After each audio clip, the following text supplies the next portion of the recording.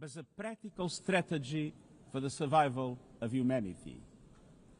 Many of our founders had seen firsthand the hell of the death camps and the terror of war.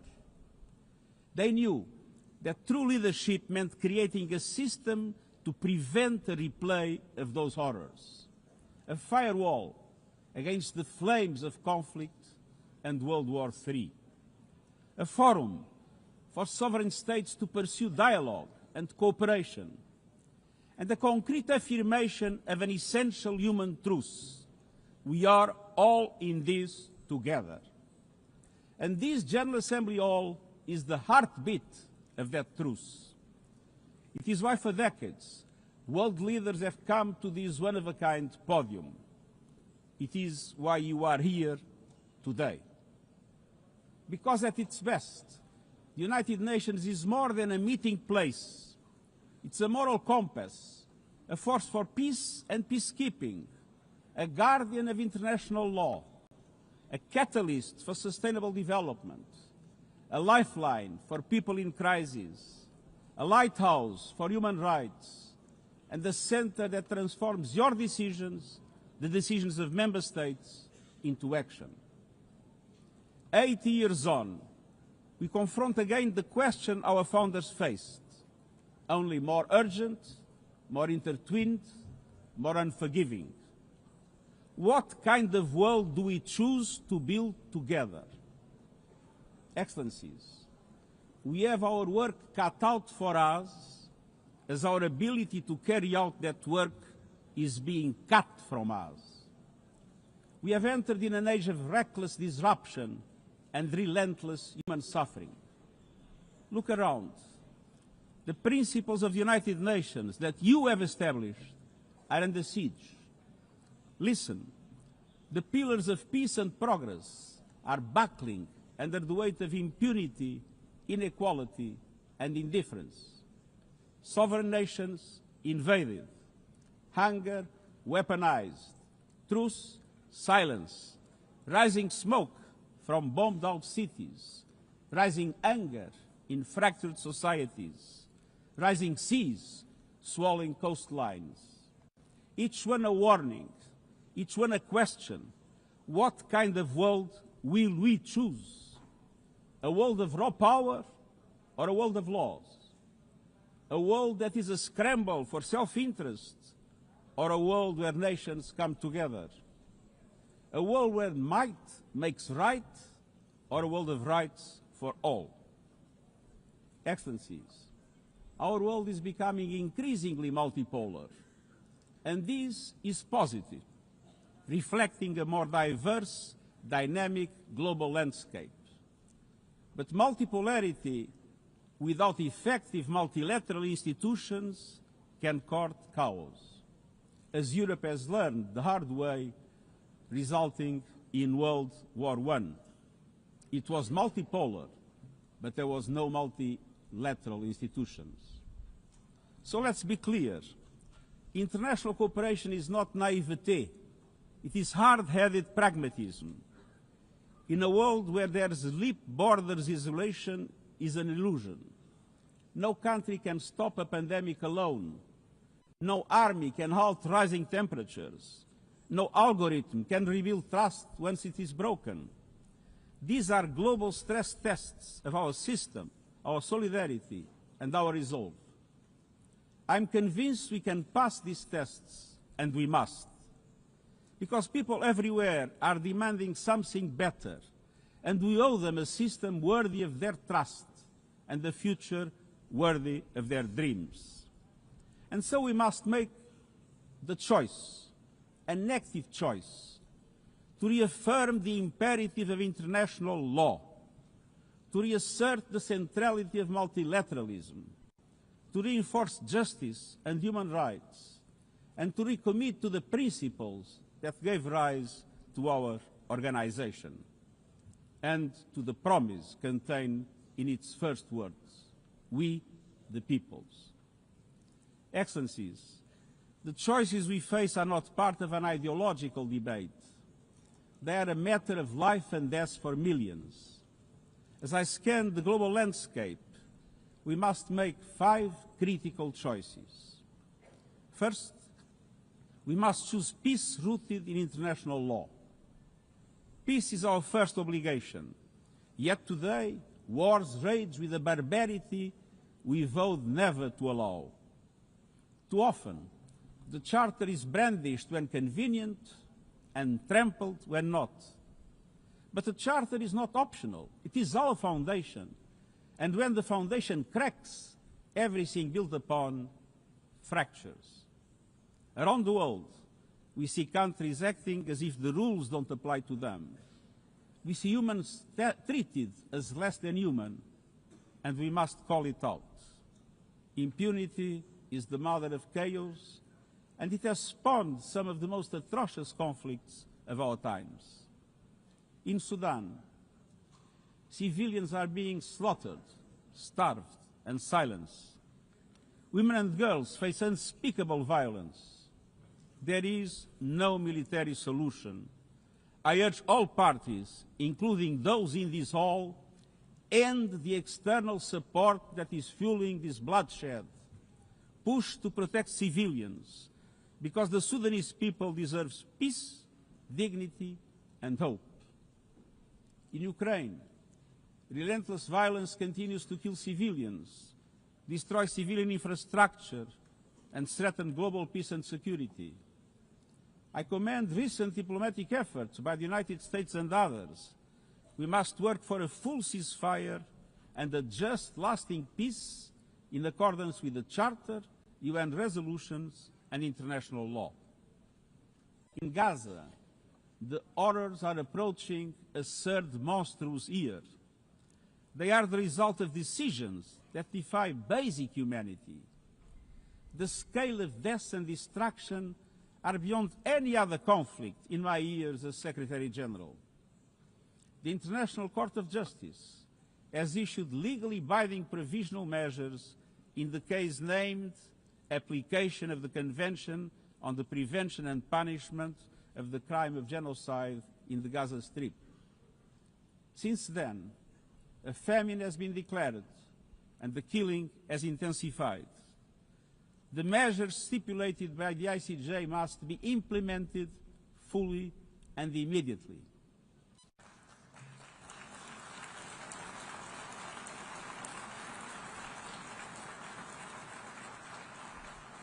Nothing can justify the horrific Hamas terror attacks of October 7 and taking of hostages, both of which I have repeatedly condemned. And nothing can justify the collective punishment of the Palestinian people and the systematic destruction of Gaza. We know what is needed. Permanent ceasefire now. All the hostages released now. Full humanitarian access now. And we must not relent in the only viable answer to sustainable Middle East peace, a two-state solution as so eloquently reaffirmed yesterday. We must urgently reverse dangerous trends on the ground. Relentless settler expansion and violence and the looming threat of annexation must stop. Everywhere, from Haiti to Yemen, to Myanmar and the Sahel and beyond, we must choose peace anchored in international law. The past year has brought glimmers of hope, including the ceasefire between Cambodia and Thailand, and the agreement between Azerbaijan and Armenia brokered by the United States. But far too many crises continue unchecked. Impunity prevails, lawlessness is a contagion, it invites mayhem, accelerates terror, and risks a nuclear free-for-all. When accountability shrinks, graveyards grow. When UN staff and facilities are attacked, violating legal obligations, so too is the core of our ability to serve and deliver. The Security Council must live up to its responsibilities. It must be more representative, more transparent, and more effective. Beyond crisis response, we must tackle the injustices that ignite conflict: exclusion, inequality, impunity, and corruption. The surest way to silence the guns is to raise the volume for justice. Real security is born of fairness and opportunity for all. Excellences, cela m'amène au deuxième point. Nous devons choisir les droits humains et la dignité humaine. Les droits humains ne sont pas un ornement de la paix, ils en sont le socle. Les droits humains, sociaux, économiques, politiques, civiques et culturels sont universels, indivisibles et interdépendants. Choisir les droits, c'est plus que des paroles. C'est choisir la justice plutôt que le silence. C'est préserver la liberté et l'espace civique. Faire avancer l'égalité pour les femmes et les filles. Combattre le racisme et la discrimination sous toutes leurs formes. Protéger les défenseurs des droits humains, les journalistes et la liberté d'expression. Et garantir les droits des réfugiés et des migrants afin que la mobilité soit sûre et conforme au droit international. Les droits humains sont un combat quotidien, en ligne comme hors ligne. Ils exigent de la volonté politique, mais la dignité ne se résume pas à la protection des droits. Elle exige pleinement concrétiser ces droits grâce à un développement inclusif et résilient. Des droits qui mettent fin à la pauvreté et à la faim. Des droits qui ouvrent de la voie de l'éducation, de la santé et des opportunités. Les objectifs de développement durable sont notre feuille de route commune pour concrétiser ces droits. Mais pour avancer sur cette voie, il faut du carburant. Ce carburant, c'est le financement, et nous savons ce qu'un développement bien mené peut accomplir. Au cours de la dernière décennie, des millions de personnes supplémentaires ont accédé à l'électricité, à des solutions de cuisson propres et à l'Internet. Le mariage des enfants recule, la représentation des femmes avance, mais les coupes dans l'aide au développement font des ravages. Pour un grand nombre de personnes, elles représentent une condamnation à mort. Pour tant d'autres, un avenir confisqué. C'est là tout le paradoxe de notre époque. Nous avons les solutions, mais nous siphonnons le carburant qui nous permettrait d'avancer. Choisir la dignité, c'est choisir la justice financière et la solidarité. Nous devons réformer l'architecture financière internationale afin qu'elle soit au service du développement de toutes et de tous.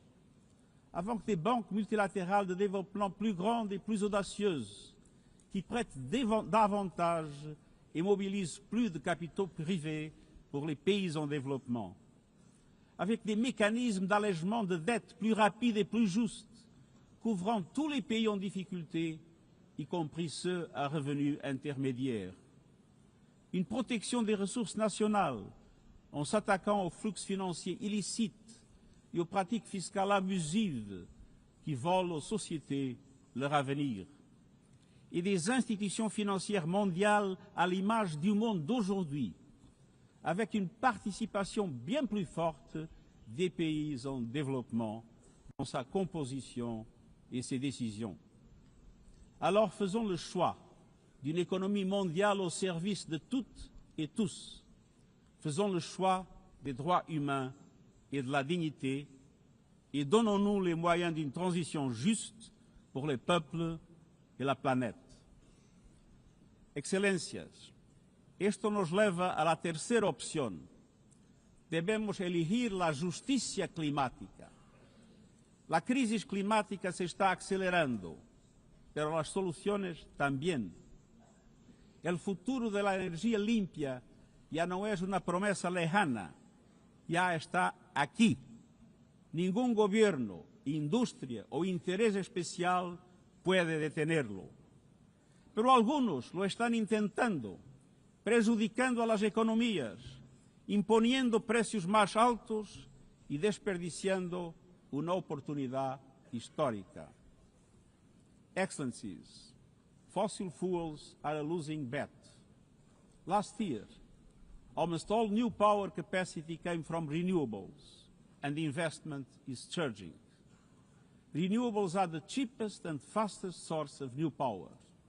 They create jobs, drive growth, shield economies from volatile oil and gas markets, connect the unconnected, and can free us from the tyranny of fossil fuels. But not at today's pace. Clean energy investment remains uneven. 21st century grids and storage are not rolling out fast enough. And public subsidies, taking from taxpayer money, still flow to fossil fuels over clean energy by a factor of 9 to 1. Meanwhile, emissions, temperatures, and disasters keep rising. And those least responsible suffer the most. Science says limiting global temperature rise to 1.5 degrees by the end of this century is still possible, but the window is closing. The International Court of Justice has affirmed the legal obligation of states. We must step up action and ambition, especially to strengthen national climate plans. Tomorrow, I will welcome leaders to announce new targets. The G20, the biggest emitters, must lead, guided by common but differentiated responsibilities. But all countries must step up and do more as we head to the UN Climate Conference in Brazil. By accelerating action in energy, forests, methane and industrial decarbonization.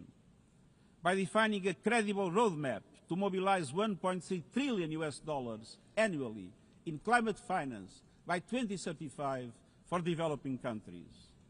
By supporting just transitions, by doubling finance for adaptation to at least $40 billion this year, and rapidly deploying proven tools to unlock billions more in concessional finance. And by capitalizing the Loss and Damage Fund with significant contributions. All of these requires government, international financial institutions, philanthropies, civil society, and the private sector to work together, to provide fiscal space to developing countries and unlock new innovative sources of finance at scale, including solidarity levies on high-emitting sectors and debt swaps. We have the solutions and tools, but we must choose climate justice and climate action. Fourth, we must choose to put technology at the service of humanity. Artificial intelligence is rewriting human existence in real time, transforming how we learn, work, communicate, and what we can trust. And the question is not how to stop it, but how to steer it for the greater good. Technology must be our servant, not our master. It must promote human rights, human dignity, and human agency. Yet today, AI's advancement in outpacing regulation and responsibility and is concentrated in a few hands.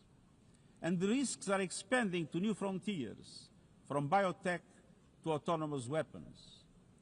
We are witnessing the rise of tools for mass surveillance, mass social control, mass disruption, and even mass destruction. Tools that can drain energy, strain ecosystems, and intensify the race for critical minerals, potentially stoking instability and conflict. Yet, these technologies remain largely ungoverned. We need universal guardrails and common standards across platforms.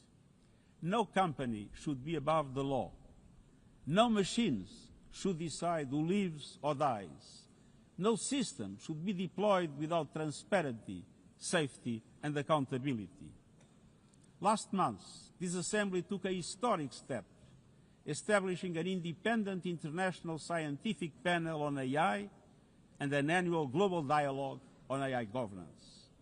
Two new pillars of a shared architecture, connecting science with policy to bring clarity and foresight, enabling innovation to flourish while advancing our values and our rights, and ensuring governments, companies, and civil society can help shape common norms.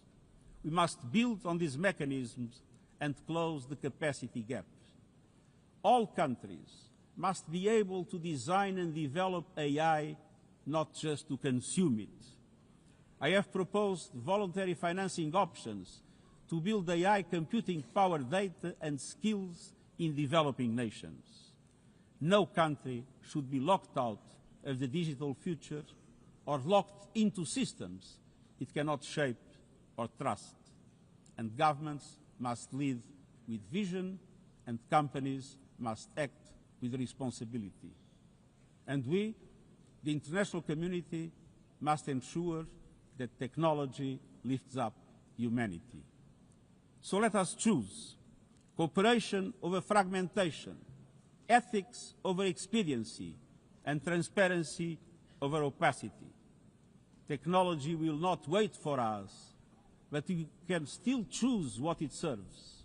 So let us choose wisely.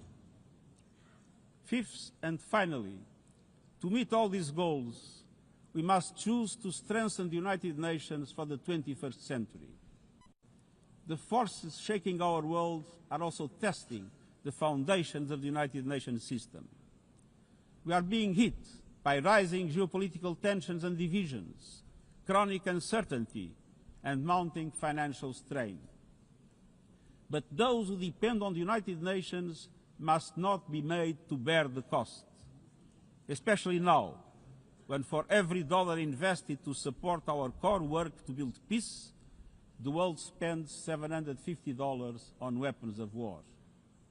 This is not only unsustainable, it is indefensible. In this moment of crisis, the United Nations has never been more essential. The world needs our unique legitimacy, our convening power, our vision to unite nations, to bridge divides and confront the challenges before us.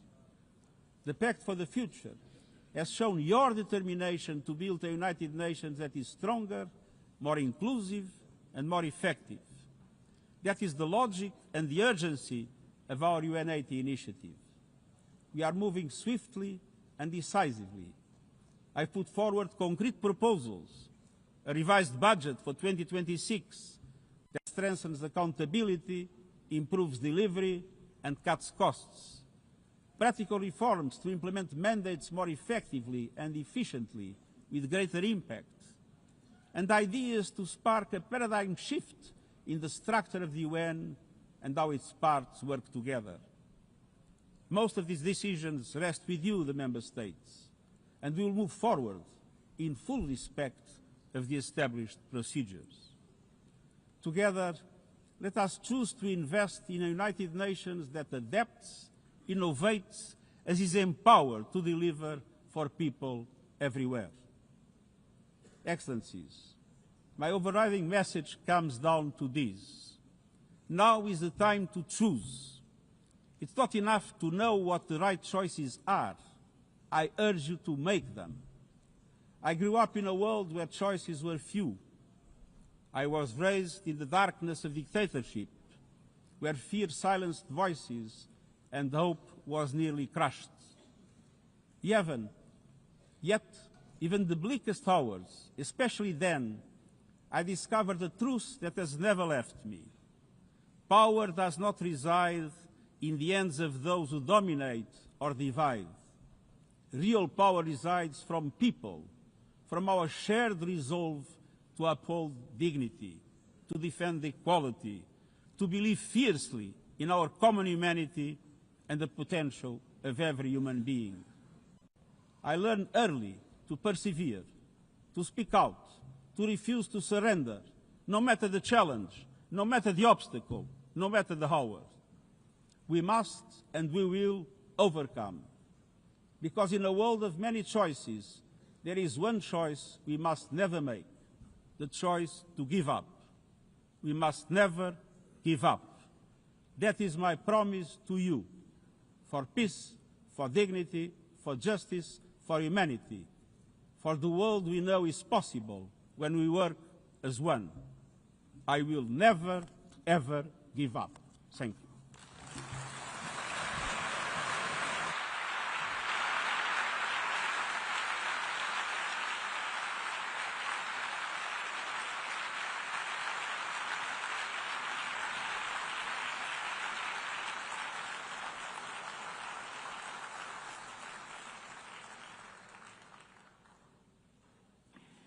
I thank the Secretary General. The Assembly will now turn to agenda item 8, entitled General Debate.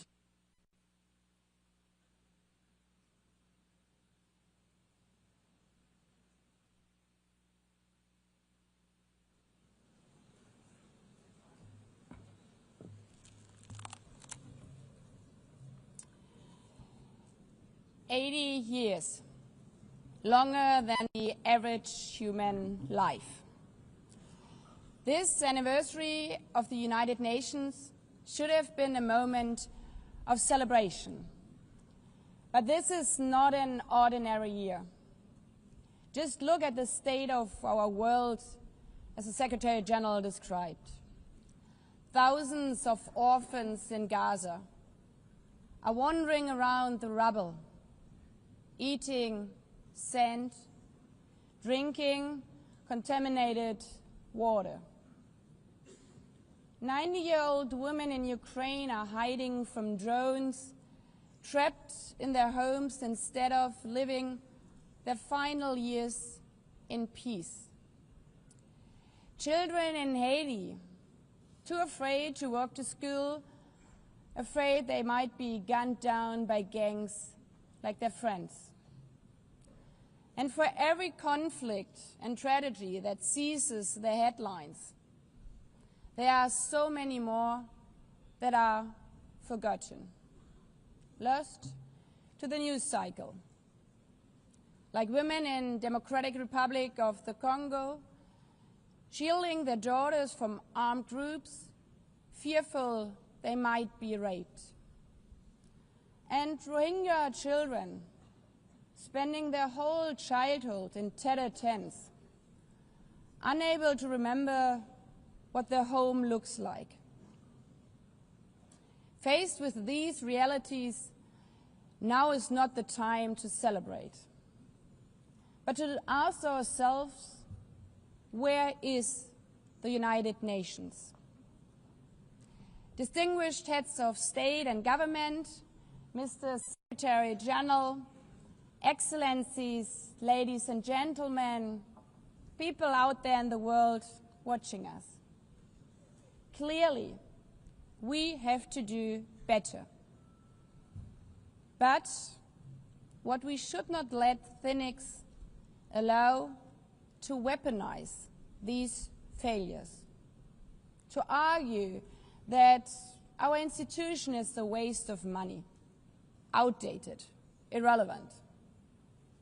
When the principles of the Charter are ignored, is it the UN that has failed? When tanks rolled into Ukraine, was it because Article 2 of the Charter is not clear enough about sovereignty and territorial integrity? When civilians, children, are killed in Gaza, is it humanitarian law at fault for failing to protect them? It's not the Charter which fails. It's not the UN as an institution which fails. The Charter, our Charter, is only as strong as member states' willingness to uphold it, and their willingness to hold to account those who violate it. Excellencies, yes, our world is in pain. Yes, we have failures. But imagine how much worse would it be without the United Nations? Would a single person be better off without it? Without UNICEF, 26 million children would not have received an education. Without the World Food Programme, nearly 125 million people would have lacked life-saving food assistance. Without the World Health Organization, over 1 billion vaccines would not have been supplied. Sometimes we could have done more, but we cannot let this dishearten us. If we stop doing the right thing, evil would prevail. This 80th session is not about big celebrations. It's about finding the resolve not to give up, the resolve to be better together, just as our predecessors did 8 decades ago. This institution was born a world on fire and desperate for reprieve. 750 million, nearly a third of humanity back then, still under colonial rule. 2 world wars in a generation, 70 million dead, the horrors of the Holocaust revealed to our collective shame.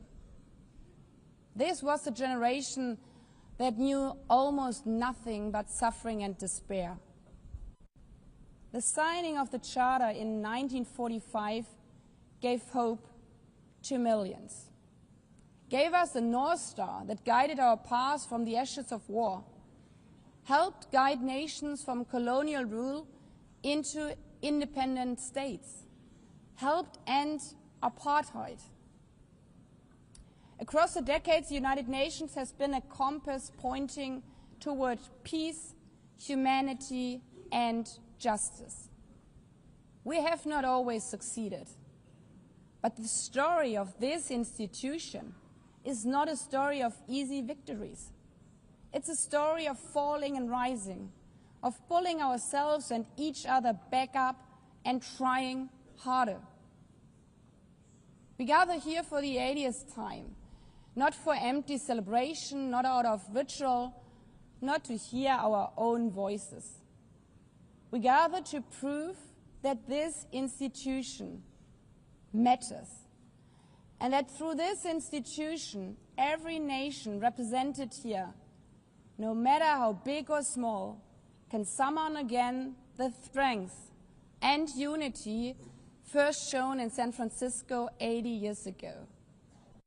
The courage and resolve of world leaders who, even while some called them back then naive, believed they could build a better world from the wreckage of the old. They showed then what true leadership is. It's not about imposing your will or putting others down. True leadership is about lifting others up, not out of altruism, but for our mutual benefit, and even out of our self-interest. Because as our founders and every architect of peace since then has understood, helping others is what makes ultimately our own countries stronger. Could any state have faced the global pandemic alone? The virus did not have any passport. We were only able to solve it at the end with the support of the World Health Organization. The climate crisis does not stop at borders. CO2 emissions anywhere affect people everywhere. Even the wealthiest cities in the world cannot shield themselves from wildfires. And imagine coming here by plane. How safe would you feel to step into the next airplane if there were no International Civil Aviation Organization anymore, which is responsible for setting safety regulations for 5 billion passengers each year? How comfortable would you be with your children using the internet while AI is uncontrolled and unchecked, as the lines between what is real and fake start to blur? In this globalized, digitalized world, we work together or we suffer alone. Excellencies, the theme of this milestone session and the high-level week is therefore better together. 80 years and more for peace, development, and human rights. Will living up to that be easy? No. But this hall was not built for easy times. It was built to come together to confront the hardest topics. This session is a session where the high-level week is about resolving differences. We showed some of it yesterday already. But even the house of dialogue and diplomacy needs a renovation. That is why the UN80 initiative and the wider reform process are not luxuries, but necessities. We are literally now at a crossroads, a make it or break it moment, politically, financially. Therefore, we have to deliver a United Nations that is agile, cost-effective, and fit for purpose. Member States have to give the Secretary General and this process their full support, because reform cannot stop in New York. It must carry through to every capital. That includes delivering the Pact for the Future and accelerating progress on the Sustainable Development Goals. Again, this is not about charity. It's about addressing the core purposes of this institution, about strengthening our foundations across all three pillars: peace and security, human rights, and sustainable development. They are inseparable. Leaving hundreds of millions trapped in extreme poverty, vulnerable to crisis, and denied their human rights is not only a moral failure, it's a recipe for global unrest, terrorism, and a tragic waste of humanity's greatest resource, its people. Put it simply, without the SDGs, there cannot be lasting peace. Excellencies, our future as an institution will also be shaped by the selection of the next Secretary General. And here we must pause and reflect. In nearly 80 years, this organization has never chosen a woman for that role. One might wonder how out of 4 billion potential candidates, there could not be found a single one. Of course,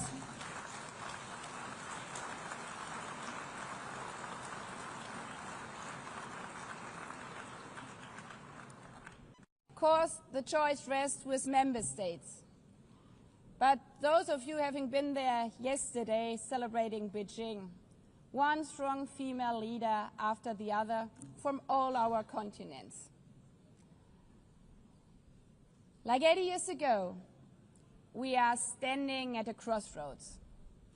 And it's up to us, to every single member state, to live up to the same leadership as your predecessors did, to act when action is needed, to uphold the principles of our Charter, to be better together, to show the people around the world that this United Nation is there, today, tomorrow, and for the next 8 decades.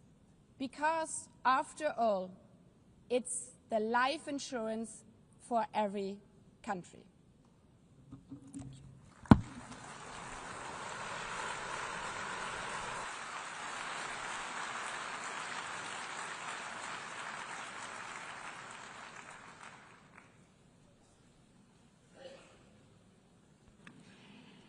Before giving the floor to the first speaker for this morning, I would like to remind member states that the list of speakers for the general debate has been established on the agreed basis that statements should be no longer than 15 minutes to enable all the speakers to be heard at a given meeting. Within this time frame, I would like to appeal to speakers to deliver their statements at a reasonable pace so that interpretation into the other official languages may be provided properly. I would also like to draw your attention to the decision taken by the Assembly at previous sessions, namely that the practice of expressing congratulations inside the Assembly Hall after speech has been delivered is strongly discouraged. After delivering their statements from the rostrum, speakers are invited to exit the hall through room JA200, located behind the podium, before returning to their seats. May I take it that the Assembly agrees to proceed in this manner? It's so decided. Finally, I should like to draw the attention of member states that during the general debate, official photographers are in the room and will take official photographs of all speakers by the Department of Global Communications. Members interested in obtaining these photographs are requested to contact the photo library of the United Nations.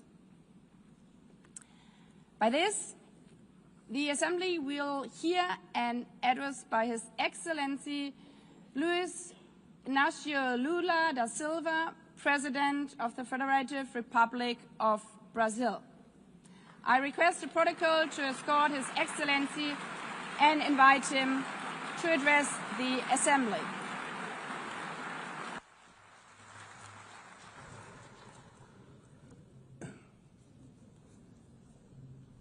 Senhora Presidente da Assembleia Geral, Ana Helena Barbuch, Senhor Secretário-Geral Antônio Gutierrez, caros chefes de Estado e de governos, representantes dos Estados-membros aqui reunidos. Este deveria ser um momento de celebração das Nações Unidas. Criada no fim da guerra, a ONU simboliza a expressão mais...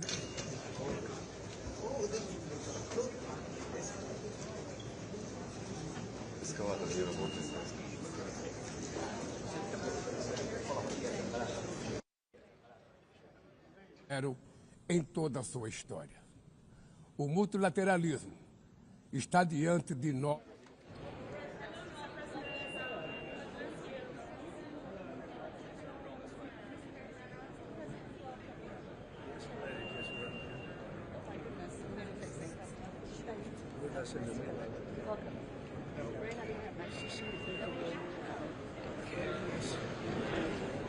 Everyone's waiting? Okay, let's go.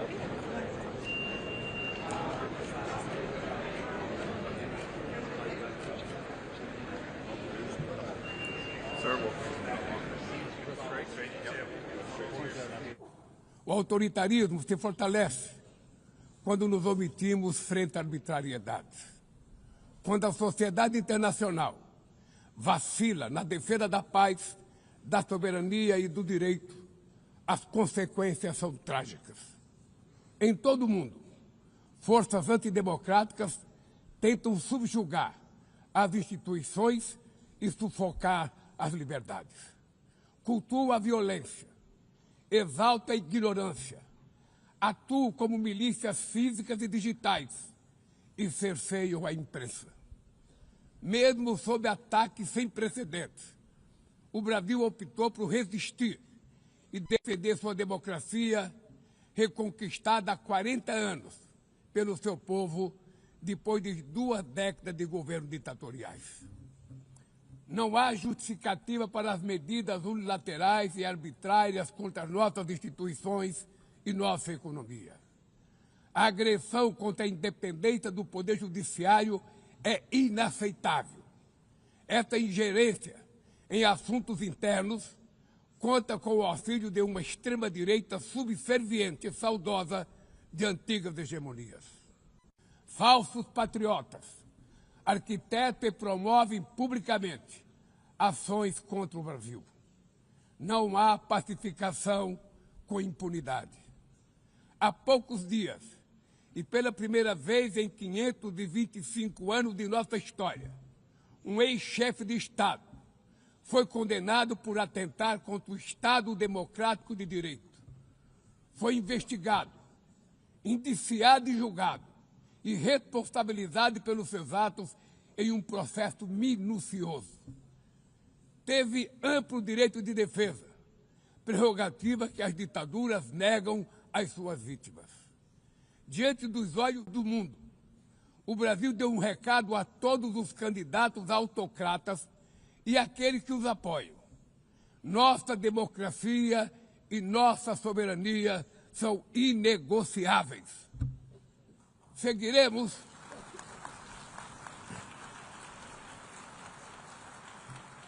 Seguiremos como nação independente e como povo livre de qualquer tipo de tutela. Democracias sólidas vão além do ritual eleitoral. Seu vigor pressupõe a redução das desigualdades, a garantia dos direitos mais elementares, a alimentação, a segurança, o trabalho, a moradia, a educação e a saúde. A democracia falha quando as mulheres ganham menos que os homens ou morrem pelas mãos de parceiros e familiares. Ela perde quando fecha suas portas e culpa migrantes pelas mazelas do mundo.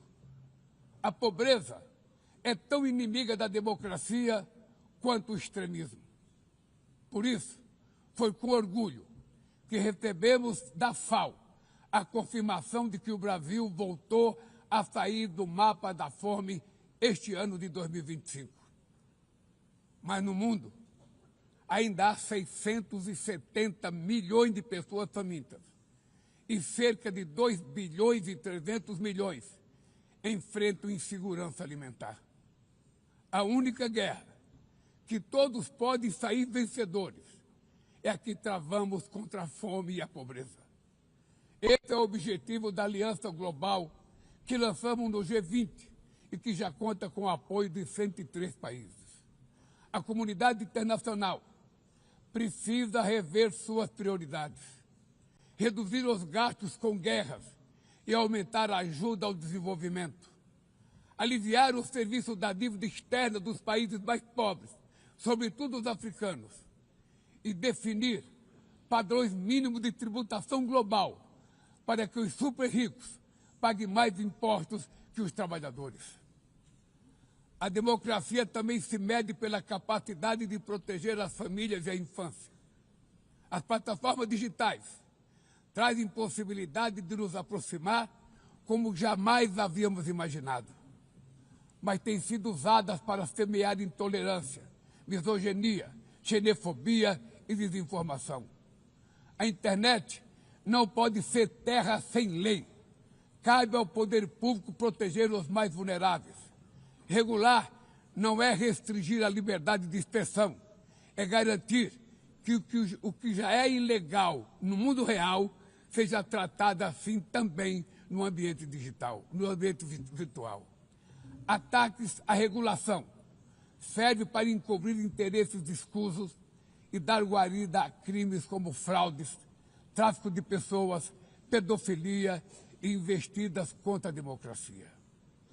O parlamento brasileiro, corretamente, apressou-se em abordar esse problema. Com orgulho, promulguei na última semana uma das leis mais avançadas do mundo para a proteção de crianças e adolescentes na esfera digital.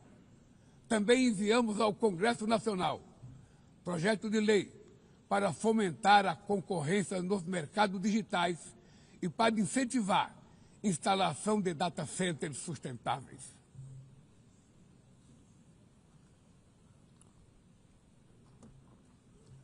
Para mitigar os riscos da inteligência artificial, apostamos na construção de uma governança multilateral em linha com o Pacto Digital Global aprovado neste plenário o ano passado.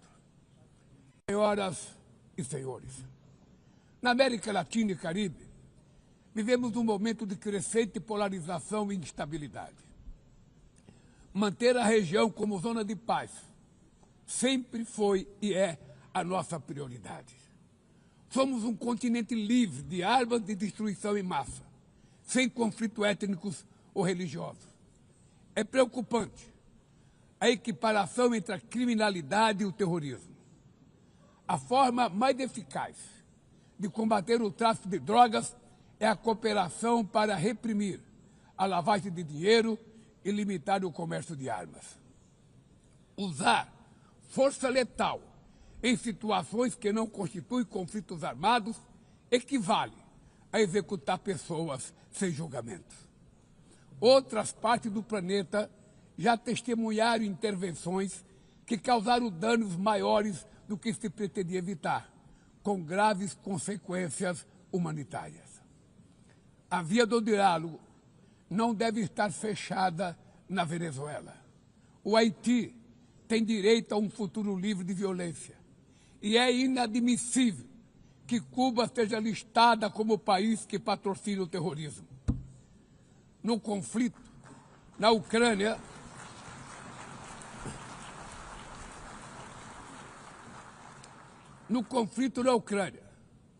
todos já sabemos que não haverá solução militar. O recente encontro no Alasca despertou a esperança de uma saída negociada. É preciso pavimentar caminhos para uma solução realista. Isso implica levar em conta as legítimas preocupações de segurança de todas as partes. A iniciativa africana e o grupo de amigos da paz, criado por China e Brasil, pode contribuir para promover o diálogo. Nenhuma situação é mais emblemática do que o uso desproporcional e ilegal da força do que a da Palestina. Os atentados terroristas perpetrados pelo Hamas são indefensáveis sob qualquer ângulo, mas nada, absolutamente nada, justifica o genocídio em curso em Gaza.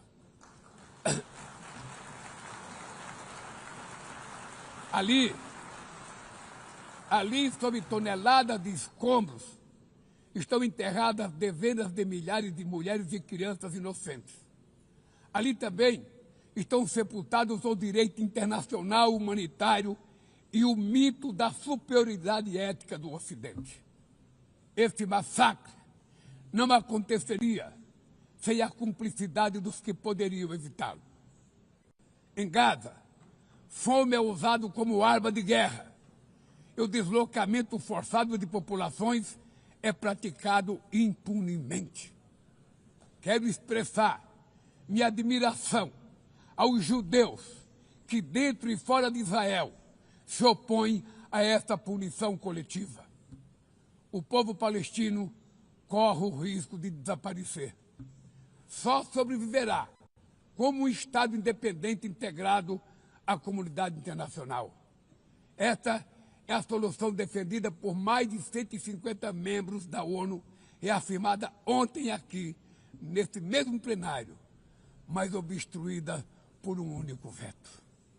É lamentável que o presidente Mahmoud Abbas tenha sido impedido pelo país anfitrião de ocupar a bancada da Palestina nesse momento histórico.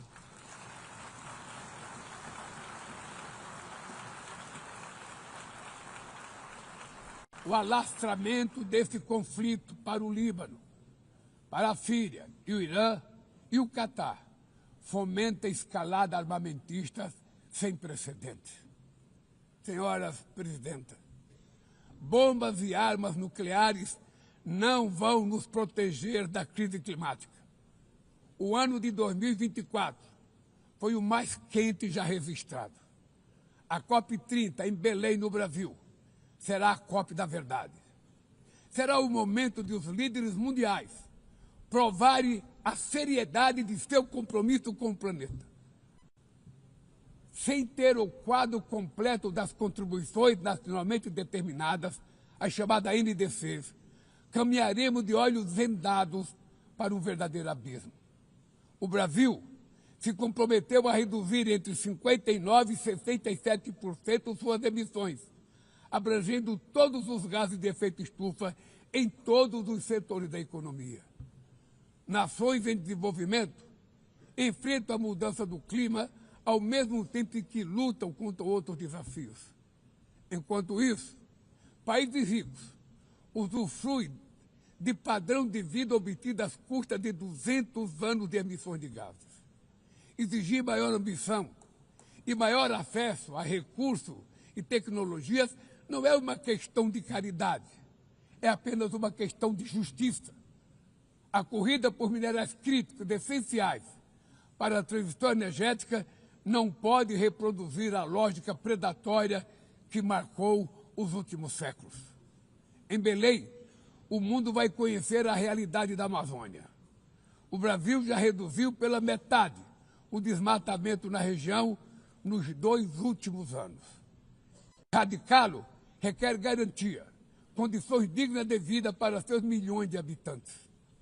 Fomentar o desenvolvimento sustentável é o objetivo do Fundo Florestas Tropicais para Sempre, que o Brasil pretende lançar para remunerar os países que mantêm suas florestas em pé. É chegado o momento de passar da fase da negociação para a etapa da implementação. O mundo deve muito ao regime criado pela Convenção do Clima, mas é necessário trazer o combate à mudança do clima para o coração da ONU, para que ela tenha a atenção que merece. Um conselho vinculado à Assembleia Geral, com força e legitimidade para monitorar compromissos, dará coerência à ação climática. Trata-se de um passo fundamental na direção de uma reforma mais abrangente da organização, que contemple também um Conselho de Segurança ampliado nas duas categorias de seus membros. Poucas áreas retrocederam tanto como o sistema multilateral de comércio.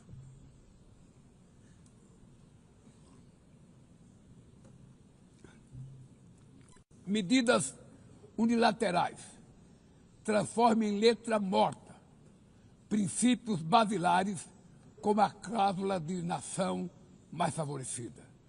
Desorganizam cadeias de valor e lançam a economia mundial em uma espiral perniciosa de preços altos e estagnação. É urgente refundar a OMC em bases modernas e flexíveis. Senhoras e senhores, este ano o mundo perdeu duas personalidades excepcionais.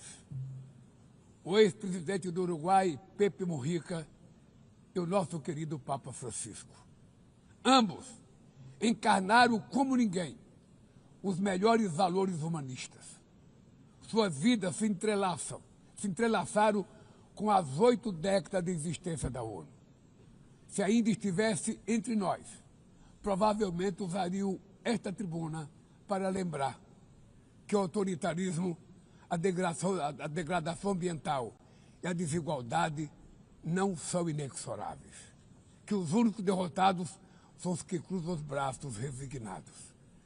Que podemos vencer os falsos profetas de oligarcas que exploram o medo e monetizam o ódio. E que o amanhã é feito de escolhas diárias e é preciso coragem de agir para transformá-lo. No futuro que o Brasil vislumbra, não há espaço para a reedição de rivalidades ideológicas ou esfera de influência. A confrontação é inevitável. Precisamos de lideranças com clareza de visão, que entendam que a ordem internacional não é um jogo de soma zero. O século XXI será cada vez mais multipolar.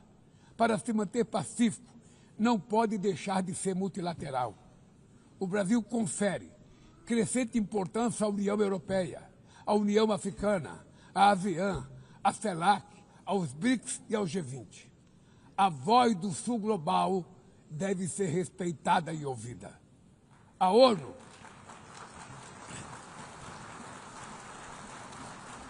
ONU tem hoje quase 4 vezes mais membros do que os 51 que estiveram na sua fundação. Nossa missão histórica é a de torná-la novamente portadora de esperanças e promotora da igualdade e da paz, do desenvolvimento sustentável e da diversidade e da tolerância. Que Deus nos abençoe a todos e muito obrigado.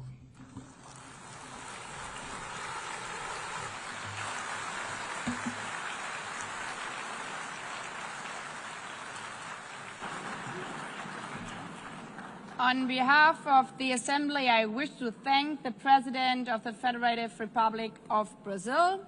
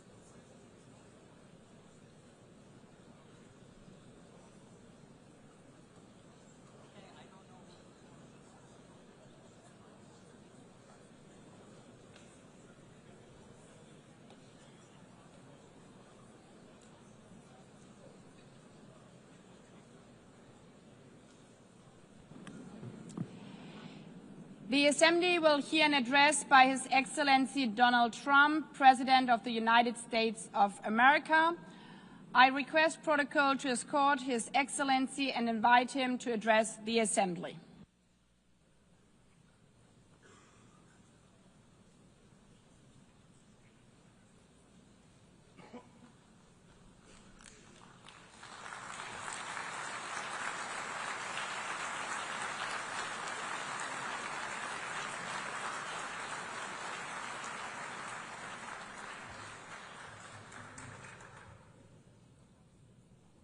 Thank you very much.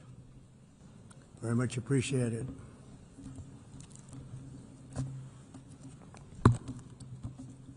And I don't mind making this speech without a teleprompter, because the teleprompter is not working. I feel very happy to be up here with you nevertheless, and that way you speak more from the heart. I can only say that whoever's operating this teleprompter is in big trouble.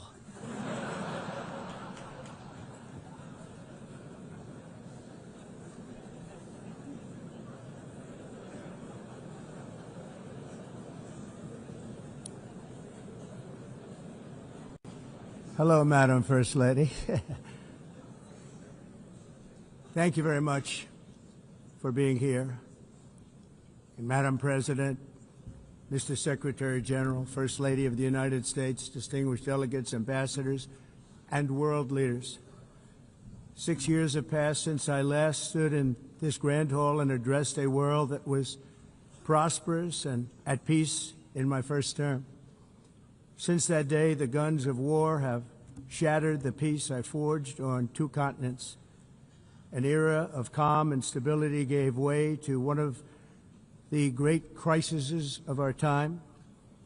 And here in the United States, 4 years of weakness, lawlessness, and radicalism under the last administration delivered our nation into a repeated set of disasters.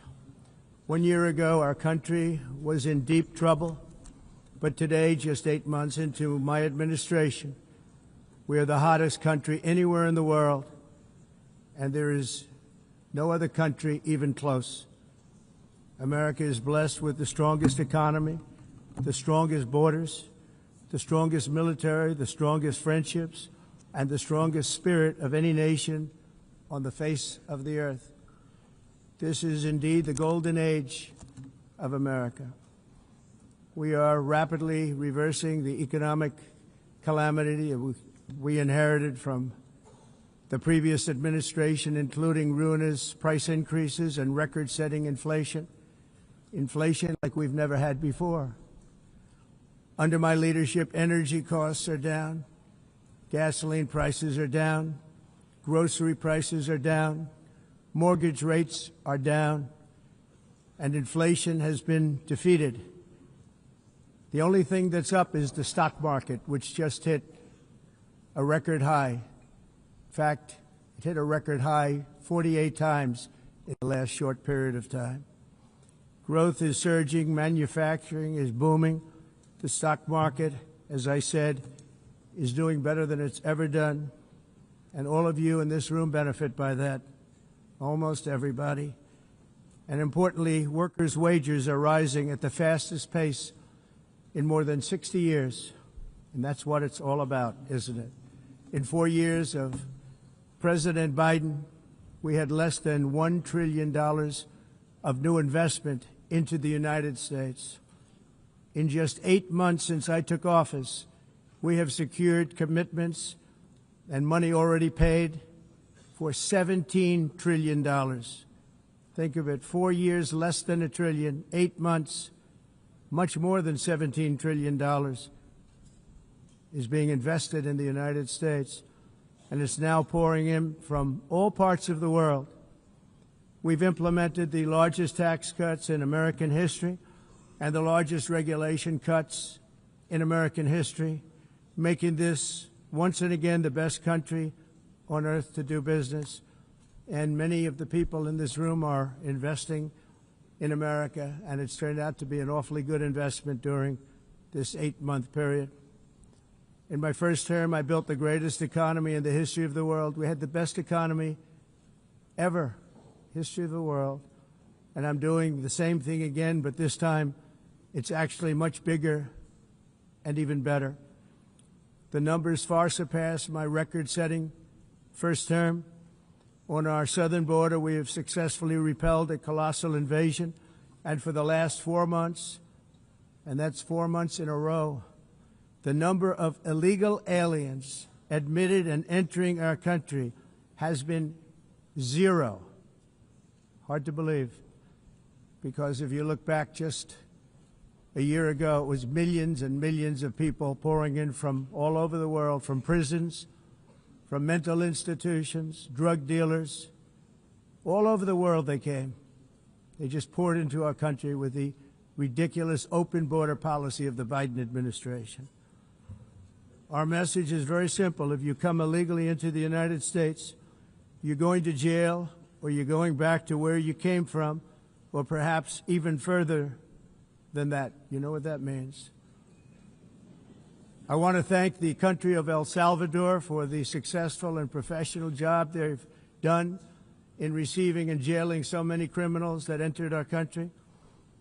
And it was under the previous administration that the number became record-setting, and they're all being taken out. You have no choice. And other countries have no choice, because other countries are in the exact same situation with immigration. It's destroying your country, and you have to do something about it. On the world stage, America is respected again like it has never been respected before. You think about 2 years ago, 3 years ago, 4 years ago, or 1 year ago, we were a laughingstock all over the world. At the NATO summit in June, virtually all NATO members formally committed to increase defense spending at my request from 2% to 5% of GDP, making our alliance far stronger and more powerful than it was ever before. In May, I traveled to the Middle East to visit my friends and rebuild our partnerships in the Gulf and those valued relationships with Saudi Arabia, Qatar, and the UAE, and other countries are now, I believe, closer than ever before. My administration has negotiated one historic trade deal after another, including with the United Kingdom, the European Union, Japan, South Korea, Vietnam, Indonesia, the Philippines, Malaysia, and many, many others. Likewise, in a period of just 7 months, I have ended 7 unendable wars. They said they were unendable. You're never going to get them solved. Some were going for 31 years, 2 of them, 31, think of it, 31 years. One was 36 years. One was 28 years. I ended 7 wars. And in all cases, they were raging with countless thousands of people being killed. This includes Cambodia and Thailand, Kosovo and Serbia, the Congo and Rwanda, a vicious, violent war that was, Pakistan and India, Israel and Iran, Egypt and Ethiopia, and Armenia and Azerbaijan. It included all of them. No president or prime minister, and for that matter, no other country has ever done anything close to that. And I did it in just 7 months. It's never happened before. There's never been anything like that. I'm very honored to have done it.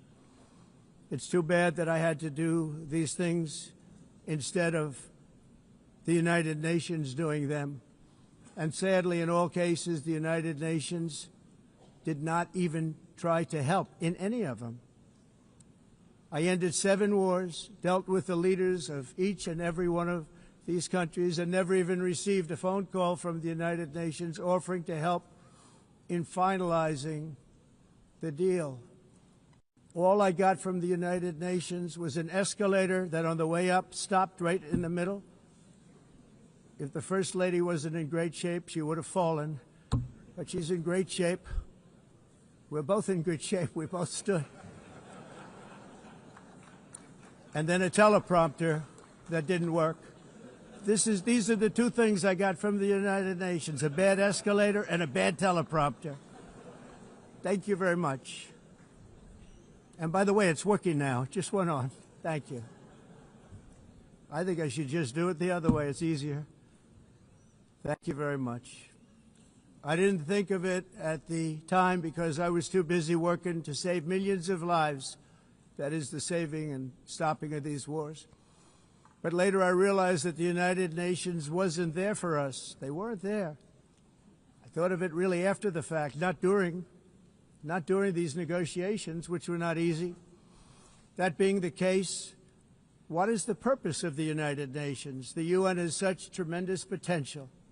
I've always said it. It has such tremendous, tremendous potential, but it's not even coming close to living up to that potential. For the most part, at least for now, all they seem to do is write a really strongly worded letter and then never follow that letter up. It's empty words, and empty words don't solve war. The only thing that solves war and wars is action. Now, after ending all of these wars and also earlier negotiating the Abraham Accords, which is a very big thing for which our country received no credit, never receives credit. Everyone says that I should get the Nobel Peace Prize for each one of these achievements.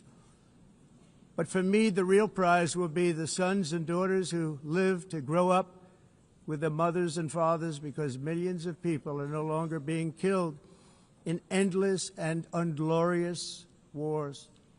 What I care about is not winning prizes, it's saving lives. We saved millions and millions of lives with the 7 wars.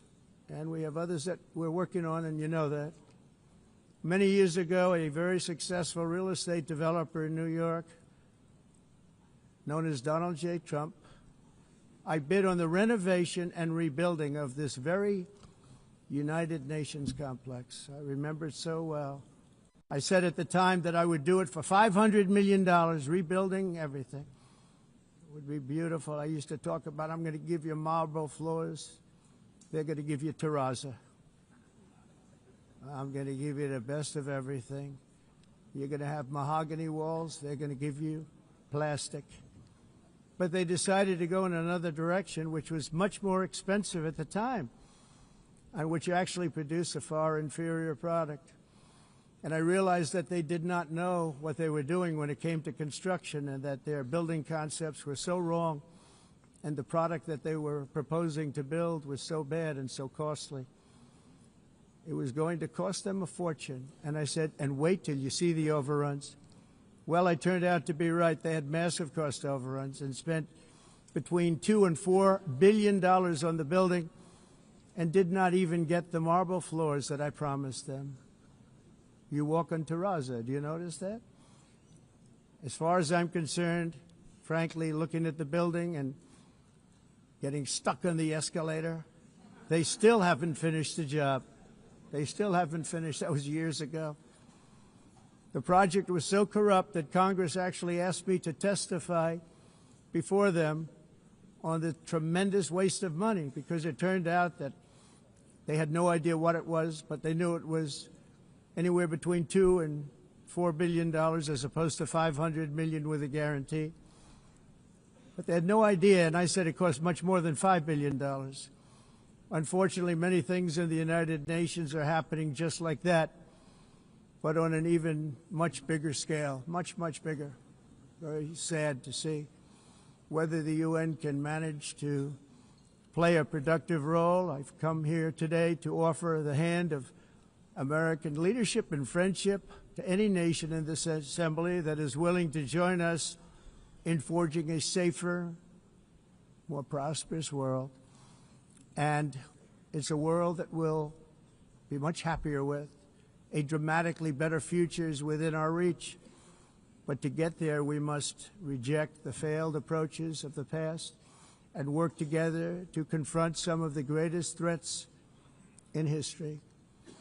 There is no more serious danger to our planet today than the most powerful and destructive weapons ever devised by man, of which the United States, as you know, has many.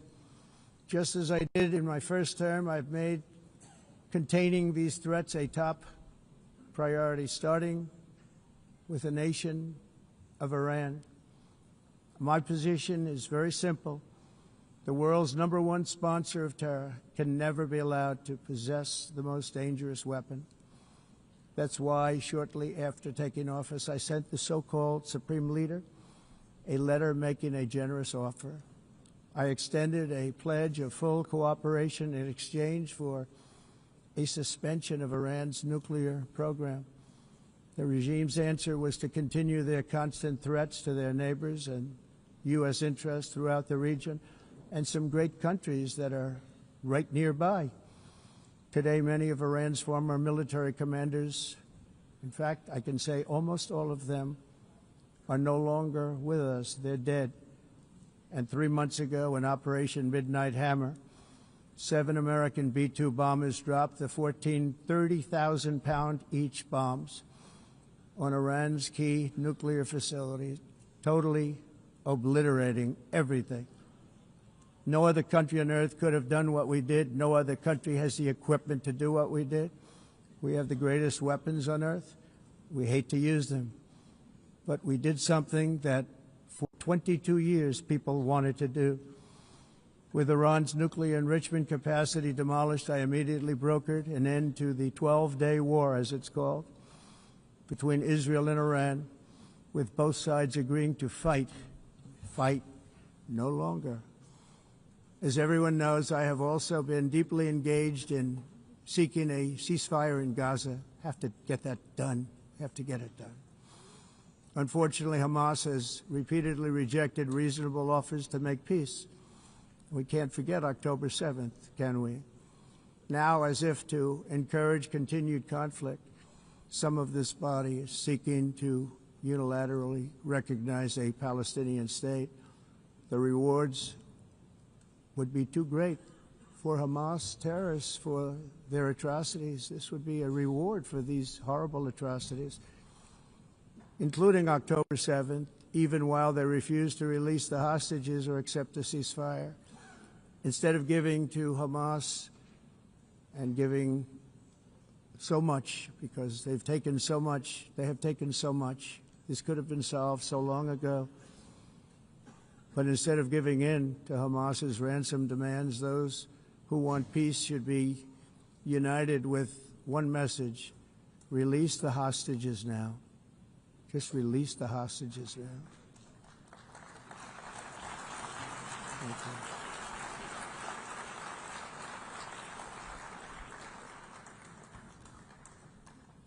Thank you. As we have got to come together, and we will come together, going to get it done, we have to stop the war in Gaza immediately. We have to stop it. We have to get it done. We have to negotiate, immediately have to negotiate peace. We got to get the hostages back. We want all 20 back. We don't want 2 and 4. As you know, I got, along with Steve Witkoff and others that helped us, Marco Rubio, we got most of them back. We were involved in all of them.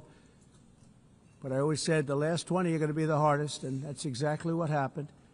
We have to get them back now. We don't want to get back 2, and then another 2, and then 1, and then 3, have this process. No, we want them all back, and we want the actually 38 dead bodies back, too.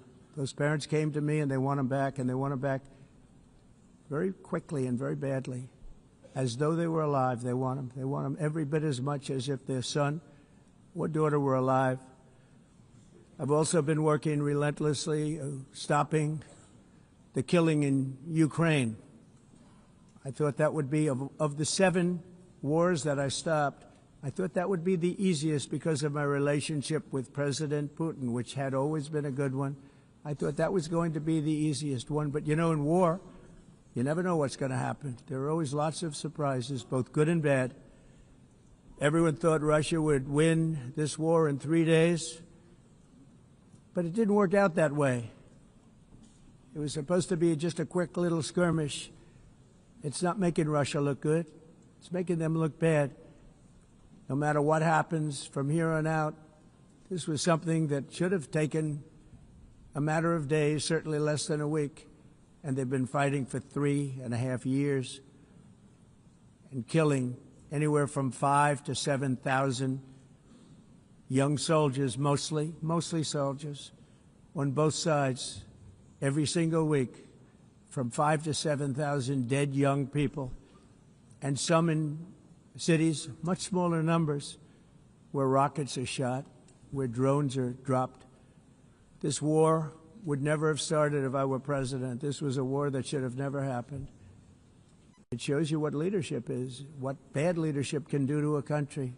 Look what happened to the United States, and look where we are right now in just a short period of time. The only question now is how many more lives will be needlessly lost on both sides.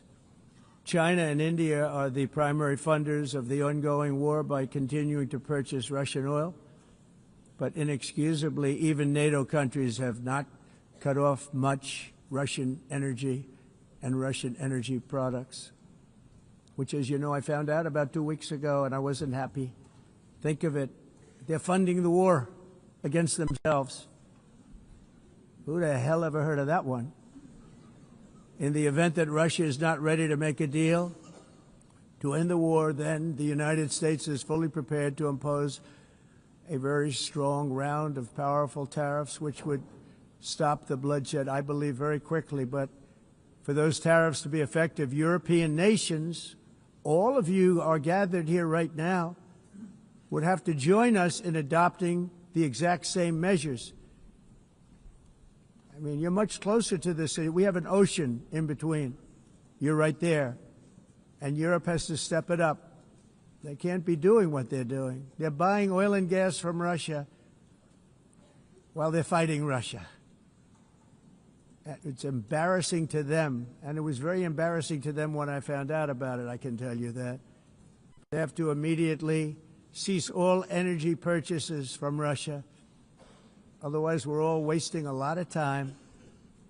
So I'm ready to discuss this. We're going to discuss it today with the European nations, all gathered here. I'm sure they're thrilled to hear me speak about it, but that's the way it is. I like to speak my mind and speak the truth. As we seek to reduce the threat of dangerous weapons today, I'm also calling on every nation to join us in ending the development of biological weapons once and for all. And biological is terrible, and nuclear is even beyond, and we include nuclear in that. We want to have a cessation of the development of nuclear weapons. We know, and I get to view it all the time. Sir, would you like to see? And I look at weapons that are so powerful that we just can't ever use them. If we ever use them, the world literally might come to an end. There would be no United Nations to be talking about. There would be no nothing. Just a few years ago, reckless experiments overseas gave us a devastating global pandemic. Yet despite that worldwide catastrophe, many countries are continuing extremely risky research into bioweapons and man-made pathogens. This is unbelievably dangerous. To prevent potential disasters, I'm announcing today that my administration will lead an international effort to enforce biological weapons convention, which is going to be meeting with the top leaders of the world by pioneering an AI verification system that everyone can trust.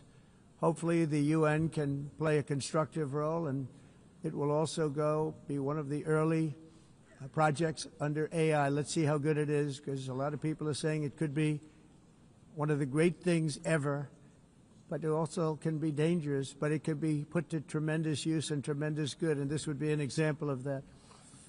Not only is the UN not solving the problems it should, too often, it's actually creating new problems for us to solve. The best example is the #1 political issue of our time, the crisis of uncontrolled migration.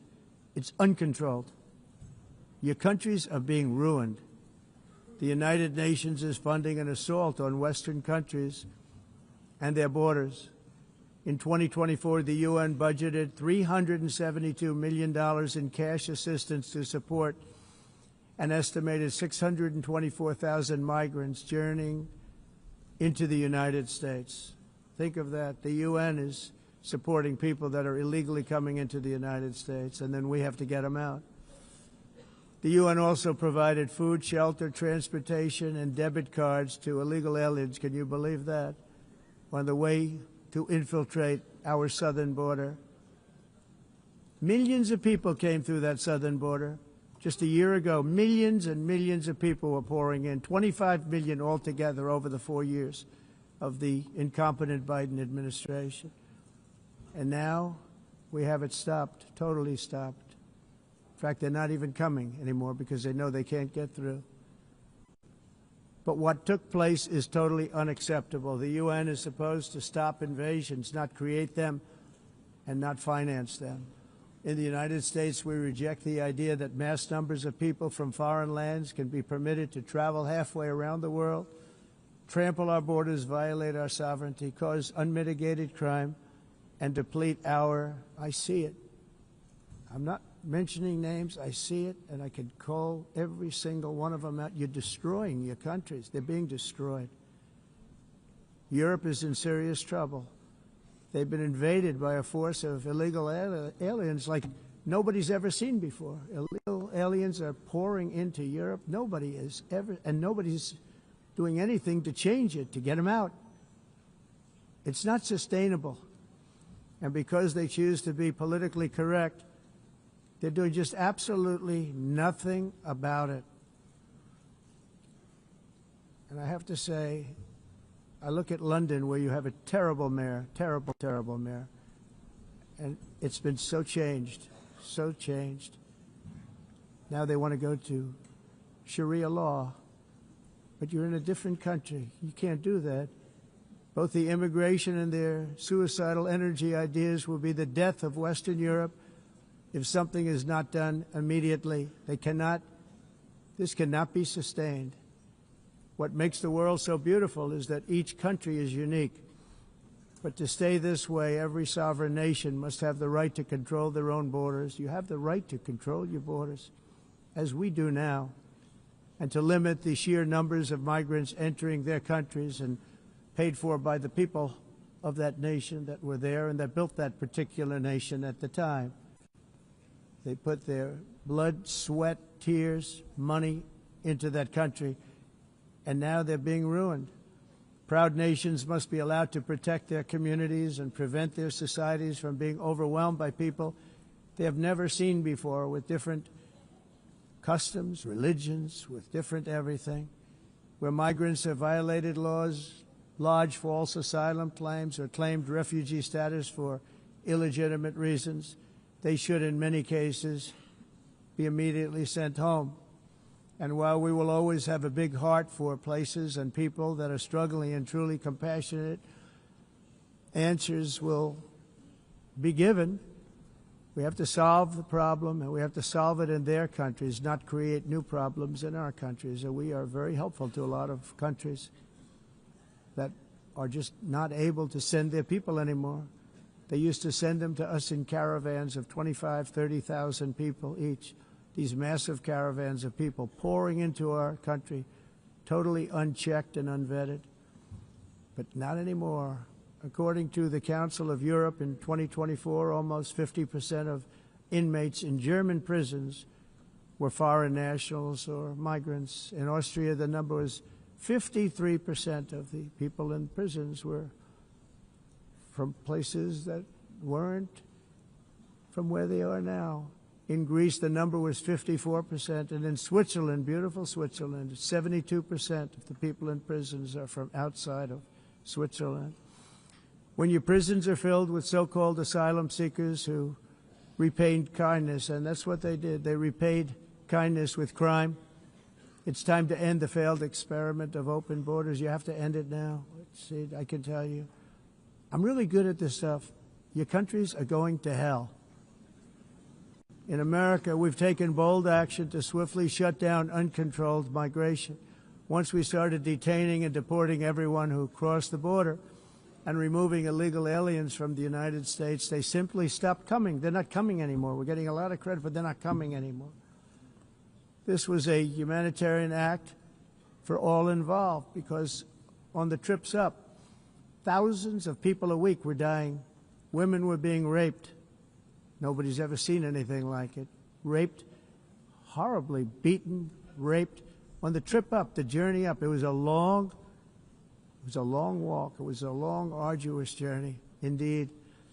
And it was also a historic victory against human trafficking throughout the region. What we did was a victory, and we saved so many lives of people that wouldn't make the journey. That journey was loaded up with death. Loaded up with death. Dead bodies all along the roads of jungles. To get up, they go through jungles, they go through areas so hot you couldn't breathe. They were dying of suffocation, areas so hot that you couldn't breathe. Dead bodies all over. By them not coming, we're saving tremendous numbers of lives. My people have done a fantastic job in doing what they did, and the American public agrees with it. I mean, I was very proud to see this morning I have the highest poll numbers I've ever had. Part of it is because of what we've done on the border. I guess the other part is what we've done on the economy. Joe Biden's policies empowered murderous gangs, human smugglers, child traffickers, drug cartels, and prisoners from all over the world. The previous administration also lost nearly 300,000 children. Think of that. They lost more than 300,000 children, little children, who were trafficked into the United States on the Biden watch, many of whom have been raped, exploited, and abused, and sold. Sold. Nobody talks about that. The fake news doesn't write about it. With many others, young children who are missing or dead.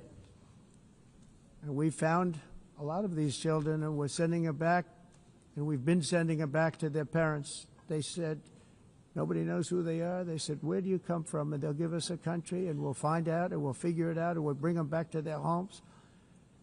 And the mother and father rush to the door, and their tears in their eyes. They can't believe that they're seeing their son or daughter, their little son or daughter again. We've done almost 30,000 of them so far. Any system that results in the mass trafficking of children is inherently evil. Yet that is exactly what the globalist migration agenda has done, and it's what it's all about. In America, those days, as you know, are over. The Trump administration is working, and we are continuing to work to track down the villains that are causing this problem, and also, as I said, to get back the 30,000 we've already returned. Now I think we're going to have another. We're going to find a lot. You're not going to find all of them. 300, more than 300,000. They're lost or they're dead. They're lost or they're dead because of the animals that did this. To protect our citizens, I've also designated multiple savage drug cartels as far as and you see this, and you see it happening right before your eyes. Let's put it this way. People don't like taking big loads of drugs in boats anymore. There aren't too many boats that are traveling on the seas by Venezuela. They tend not to want to travel very quickly anymore. And we've virtually stopped drugs coming into our country by sea. We call them the water drugs. They kill hundreds of thousands of people. I've also designated multiple savage drug cartels as far as foreign terrorist organizations, along with two bloodthirsty transnational gangs, probably the worst gangs anywhere in the world, MS-13 and Tren de Aragua. Tren de Aragua is from Venezuela, by the way. Such organizations torture, maim, mutilate, and murder with impunity. They're the enemies of all humanity. For this reason, we've recently begun using the supreme power of the United States military to destroy Venezuela terrorists and trafficking networks led by Nicolas Maduro. To every terrorist thug smuggling poisonous drugs into the United States of America, please be warned that we will blow you out of existence. That's what we're doing. We have no choice. Can't let it happen. They're destroying. I believe we lost 300,000 people last year to drugs, 300,000. Fentanyl and other drugs. Each boat that we sink carries drugs that would kill more than 25,000 Americans. We will not let that happen. Energy is another area where the United States is now thriving like never before. We're getting rid of the falsely named renewables. By the way, they're a joke. They don't work. They're too expensive. They're not strong enough to fire up the plants that you need to make your country great. The wind doesn't blow. Those big windmills are so pathetic and so bad, so expensive to operate. And they have to be rebuilt all the time, and they start to rust and rot. Most expensive energy ever conceived, and it's actually energy. You're supposed to make money with energy, not lose money. You lose money, the governments have to subsidize. You can't put them out without massive subsidies. And most of them are built in China, and I give China a lot of credit. They build them, but they have very few wind farms. So why is it that they build them and they send them all over the world, but they barely use them? You know what they use? Coal. They use gas. They use almost anything, but they don't like wind. But they sure as hell like selling the windmills. Europe, on the other hand, has a long way to go, with many countries being on the brink of destruction because of the green energy agenda. And I give a lot of credit to Germany. Germany was being led down a very sick path, both on immigration, by the way, and on energy. They were going green, and they were going bankrupt. And the new leadership came in, and they went back to where they were, with fossil fuel and with nuclear, which is good. It's now safe, and you can do it properly. But they went back to where they were, and they opened up a lot of different plants, energy-producing plants, and they're doing well. I give Germany a lot of credit for that. They've said this is a disaster, what's happening. They were going all green. All green is all bankrupt. That's what it represents. And it's not politically correct. I'll be very badly criticized for saying it, but I'm here to tell the truth. I don't care. It doesn't matter to me. I'm in New York City. I'm feeling a lot safer. Crime, we're getting crime down. And by the way, speaking of crime, Washington, D.C. Washington, D.C. was the crime capital of America. Now it's a totally, after 12 days, it's a totally safe city. Everyone's going out to dinner. They're going out to restaurants. Your wife can walk down the middle of the street with or without you. Nothing's going to happen. My people have done a fantastic job. And yes, I called in the National Guard, and the National Guard took care of business. And they weren't politically correct, but they took care of business. We got 1,700 career criminals out, brought them back to where they came from, the countries where they came from, or put them in jails. Washington, D.C. is now a totally safe city again, and I welcome you to come. In fact, we'll have dinner together at a local restaurant, and we'll be able to walk. We don't have to go by an armor-plated vehicle. We'll walk right over there from the White House. They've given up their powerful edge, a lot of the countries that we're talking about, in oil and gas, such as essentially closing the great North Sea oil. Oh, the North Sea, I know it so well. Aberdeen was the oil capital of Europe, and there's tremendous oil that hasn't been found in the North Sea. Tremendous oil. And I was with the Prime Minister I respect and like a lot, and I said, you're sitting with the greatest asset. They essentially closed it by making it so highly taxed that no developer, no oil company can go there. They have tremendous oil left, and more importantly, they have tremendous oil that hasn't even been found yet. And what a tremendous asset for the United Kingdom. And I hope the Prime Minister is listening, because I told it to him 3 days in a row. That's all he heard. North Sea oil, North Sea, because I want to see them do well. I want to stop seeing them ruining that beautiful Scottish and English countryside with windmills and massive solar panels that go 7 miles by 7 miles, taking away farmland. But we're not letting this happen in America. In 1982, the executive director of the United Nations Environmental Program predicted that by the year 2000, climate change would cause a global catastrophe. He said that it will be irreversible, as any nuclear holocaust would be. This is what they said at the United Nations. What happened? Here we are. Another UN official stated in 1989 that within a decade, entire nations could be wiped off the map by global warming. Not happening. You know, it used to be global cooling. If you look back Years ago in the 1920s and the 1930s, they said, global cooling will kill the world.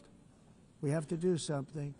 Then they said global warming will kill the world. But then it started getting cooler, so now they could just call it climate change, because that way they can't miss.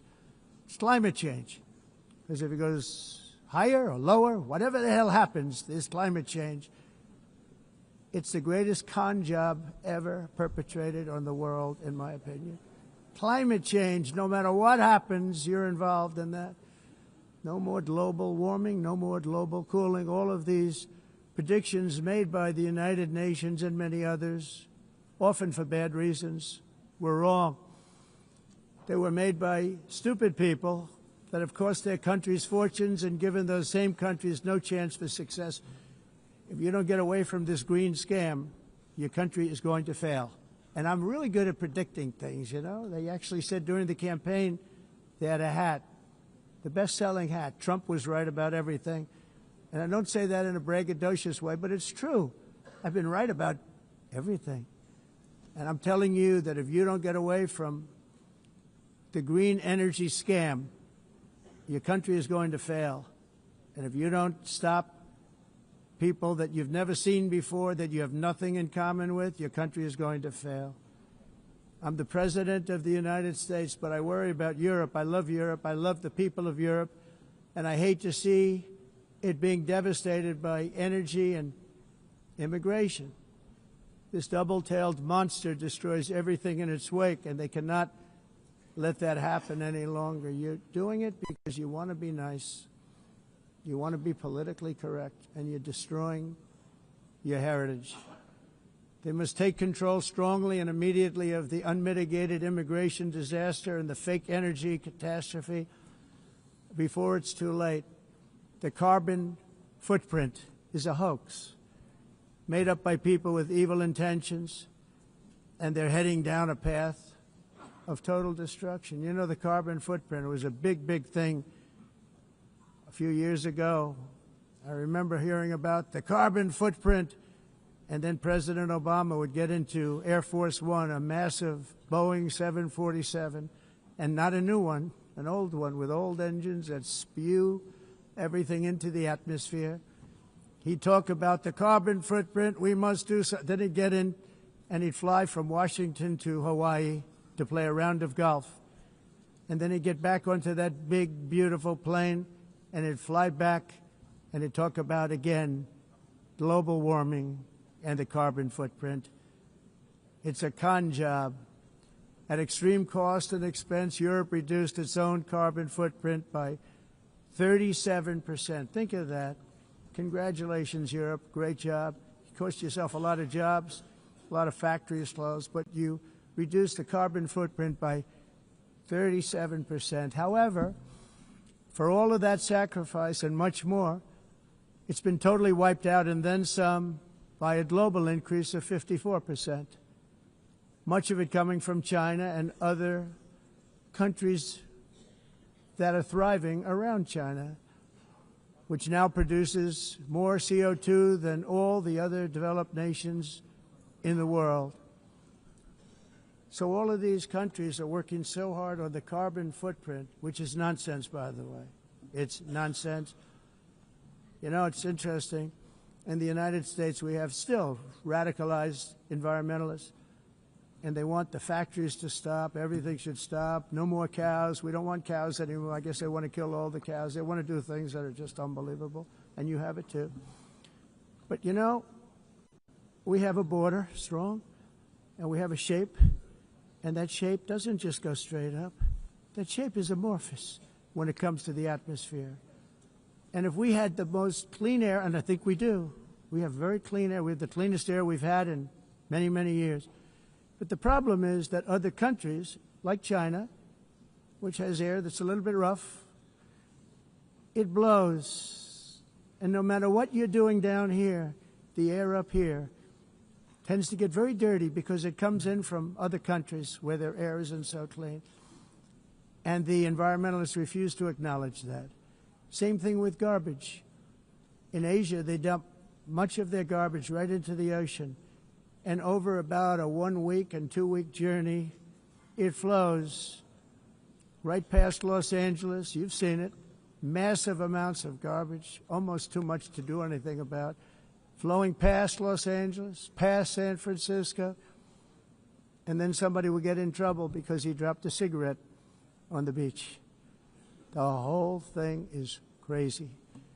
The primary effect of these brutal green energy policies has not been to help the environment, but to redistribute manufacturing and industrial activity from developed countries that follow the insane rules that are put down to polluting countries that break the rules and are making a fortune.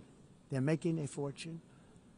European electricity bills are now 4 to 5 times more expensive than those in China and 2 to 3 times higher than the United States. And our bills are coming way down. You probably see that our gasoline prices are way down. You know, we have an expression, drill, baby, drill, and that's what we're doing. We're going to be much lower in a year from now. But they've come way down over the last year. As a result, every air conditioner is like very uncommon to see one in some of these countries because the electric costs are so high. So while the U.S. has approximately 1,300 heat-related deaths annually, that's a lot, Europe loses more than 175,000 people to heat deaths each year because the costs are so expensive you can't turn on an air conditioner. What is that all about? That's not Europe. That's not the Europe that I love and know.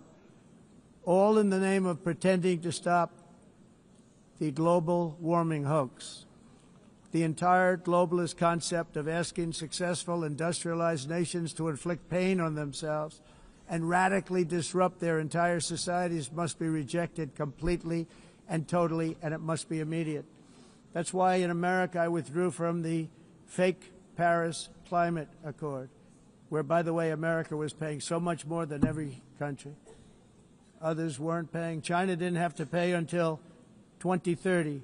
Russia was given an old standard that was easy to meet, a 1990 standard. But for the United States, we're supposed to pay like $1 trillion. And I said, this is another scam. The fact is, the United States has been taken advantage of by the world for many, many years, but not any longer, as you probably noticed. I unleashed massive energy production and signed historic executive orders to hunt for oil, but we don't have to do much hunting because we have the most oil of any nation anywhere, oil and gas in the world. And if you add coal, we have the most of any nation in the world. Clean, I call it clean, beautiful coal. You can do things today with coal that you couldn't have done 10 years ago, 15 years. So I have a little standing order in the White House. Never use the word coal, only use the words clean, beautiful coal. Sounds much better, doesn't it? But we stand ready to provide any country with abundant, affordable energy supplies if you need them, when most of you do. We're proudly exporting energy all over the world. We're now the largest exporter. In the United States, we want trade and robust commerce with all nations, everybody. We want to help nations. We're going to help nations.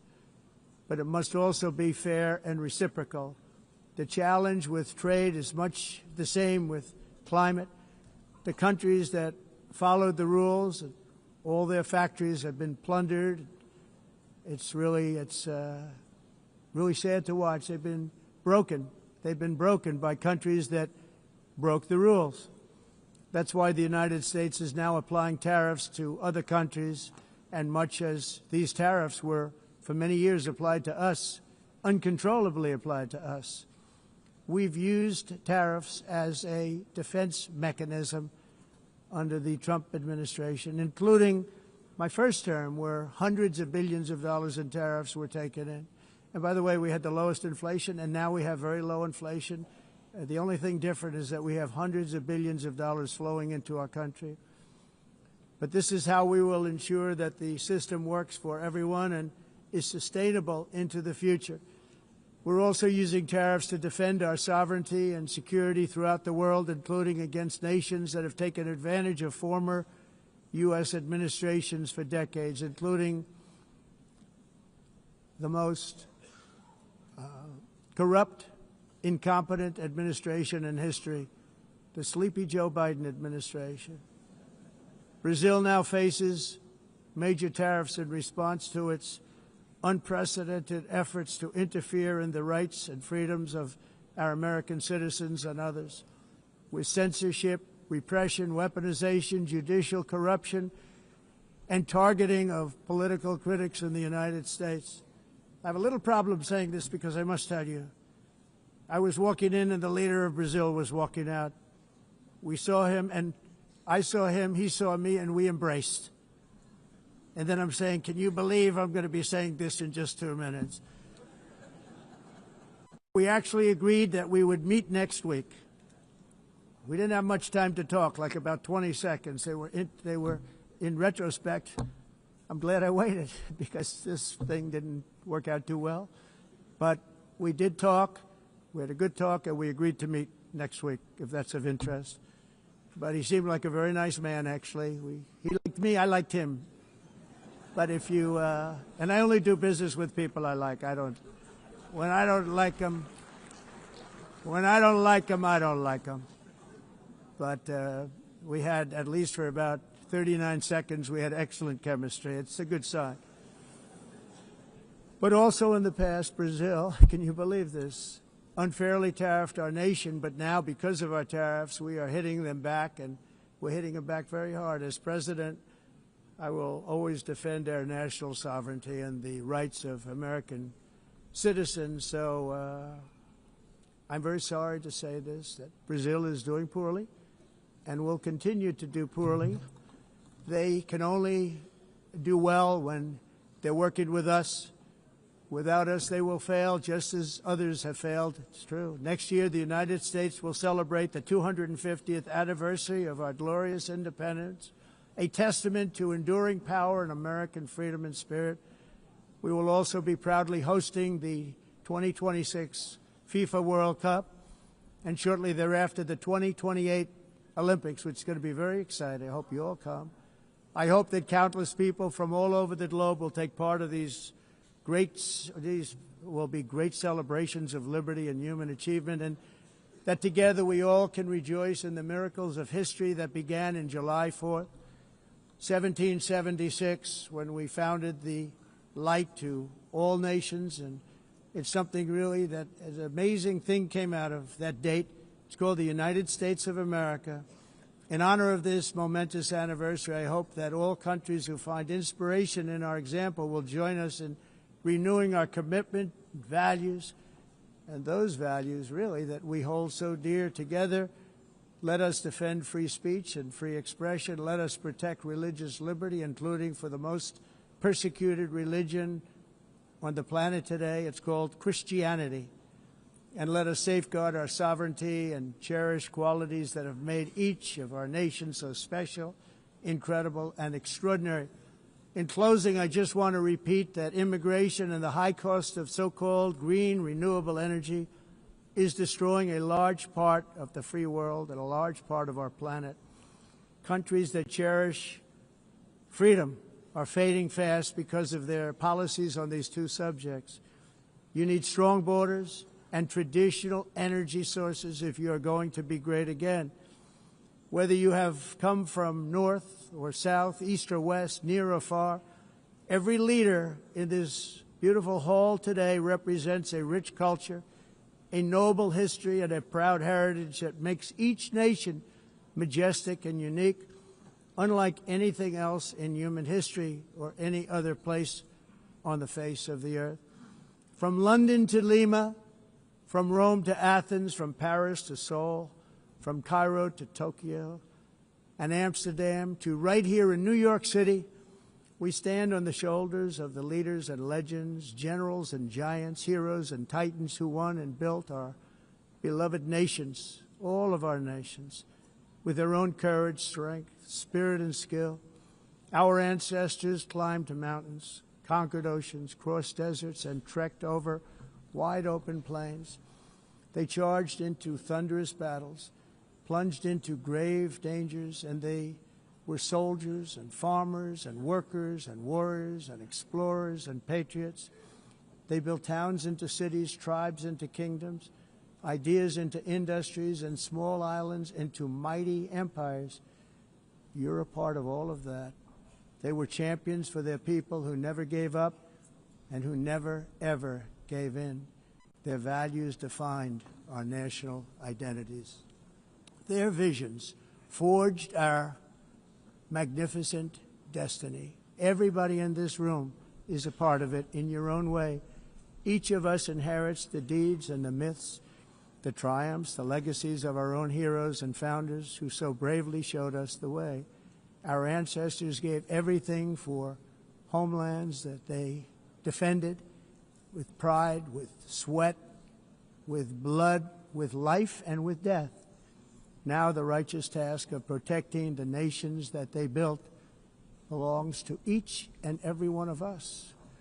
So together let us uphold our sacred duty to our people and to our citizens. Let us protect their borders, ensure their safety, preserve their cultures, treasure, and traditions, and fight, fight, fight for their precious dreams and their cherished freedoms.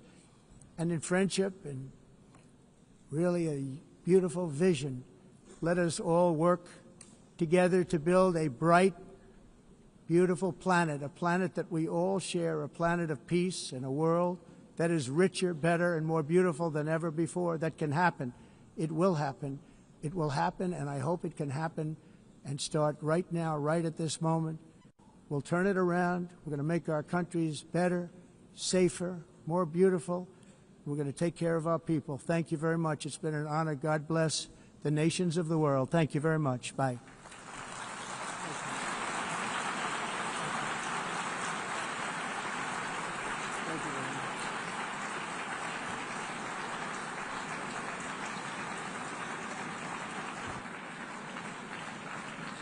On behalf of the Assembly, I wish to thank the President of the United States,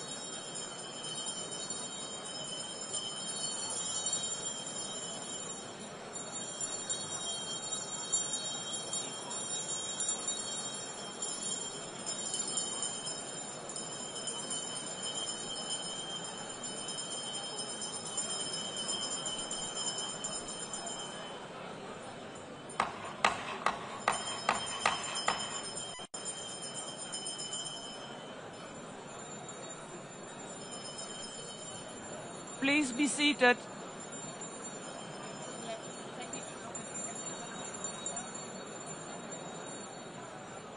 Please be seated.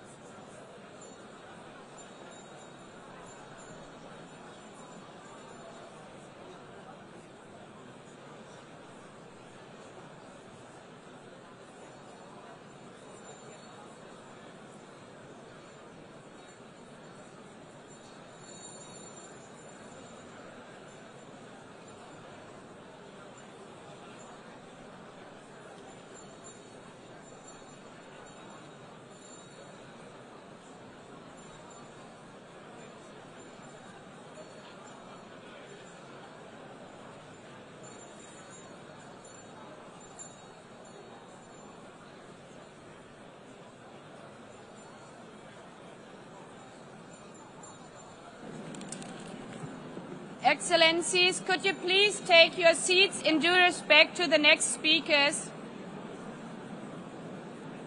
The second row, could you please take your seat right now?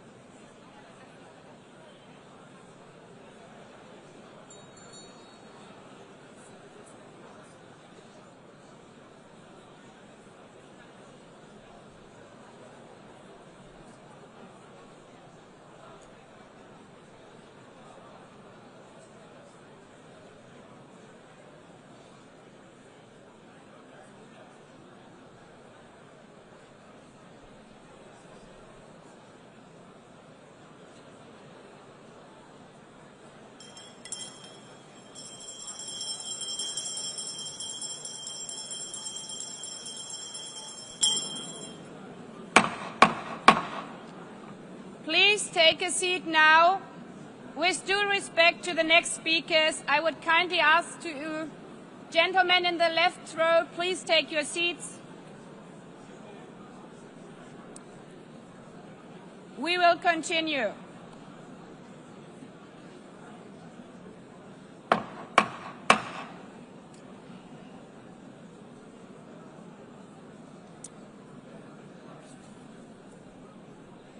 Excellencies, as we are receiving queries, I would like to assure you that don't worry, the UN teleprompters are working perfectly. And by this technical note, I would like to call on the next speaker. The Assembly will hear an address by His Excellency Prabowo Subianto, President of the Republic of Indonesia. I request protocol to escort His Excellency and invite him to address the Assembly.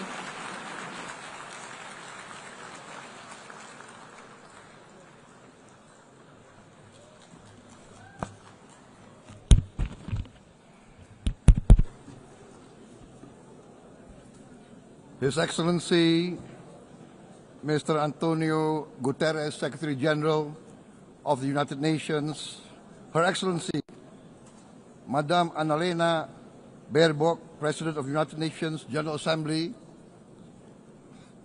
His Excellency Mr. Moses Abelian, Under-Secretary General for General Assembly and Management, Excellencies, Heads of States, Heads of Governments, distinguished delegates, ladies and gentlemen. It is indeed a great honor for me to stand in this august General Assembly Hall among leaders and representatives who represent almost all of humanity. We differ in race, religion, and nationality, yet we gather together today as one human family. We are here first and foremost as fellow human beings, each created equal, endowed with unalienable rights to life, liberty, and the pursuit of happiness. The words of the United Nations Declaration of Independence have inspired democratic movements across continents, including the French Revolution, the Russian Revolution, the Mexican Revolution, the Chinese Revolution, and Indonesia's own struggle and journey to freedom. It also gave birth to the Universal Declaration of Human Rights, adopted by the United Nations in 1948. All men are created equal was the creed that opened the way to unprecedented global prosperity and dignity. And yet, in our own era of scientific and technological triumphs, an era capable of ending hunger, poverty, and environmental ruin, we also continue to face today grave dangers, challenges, and uncertainties. Human folly, fueled by fear, racism, hatred, oppression, and apartheid, threatens our common future. My country knows this pain. For centuries, Indonesians lived under colonial domination, oppression, and slavery. We were treated less than dogs in our own homeland. We Indonesians know what it means to be denied justice and what it means to live in apartheid, to live in poverty, and to be denied equal opportunity. We also knew what solidarity can do in our struggle for independence, in our fight to overcome hunger, disease, and poverty. The United Nations stood with Indonesia and gave us vital assistance.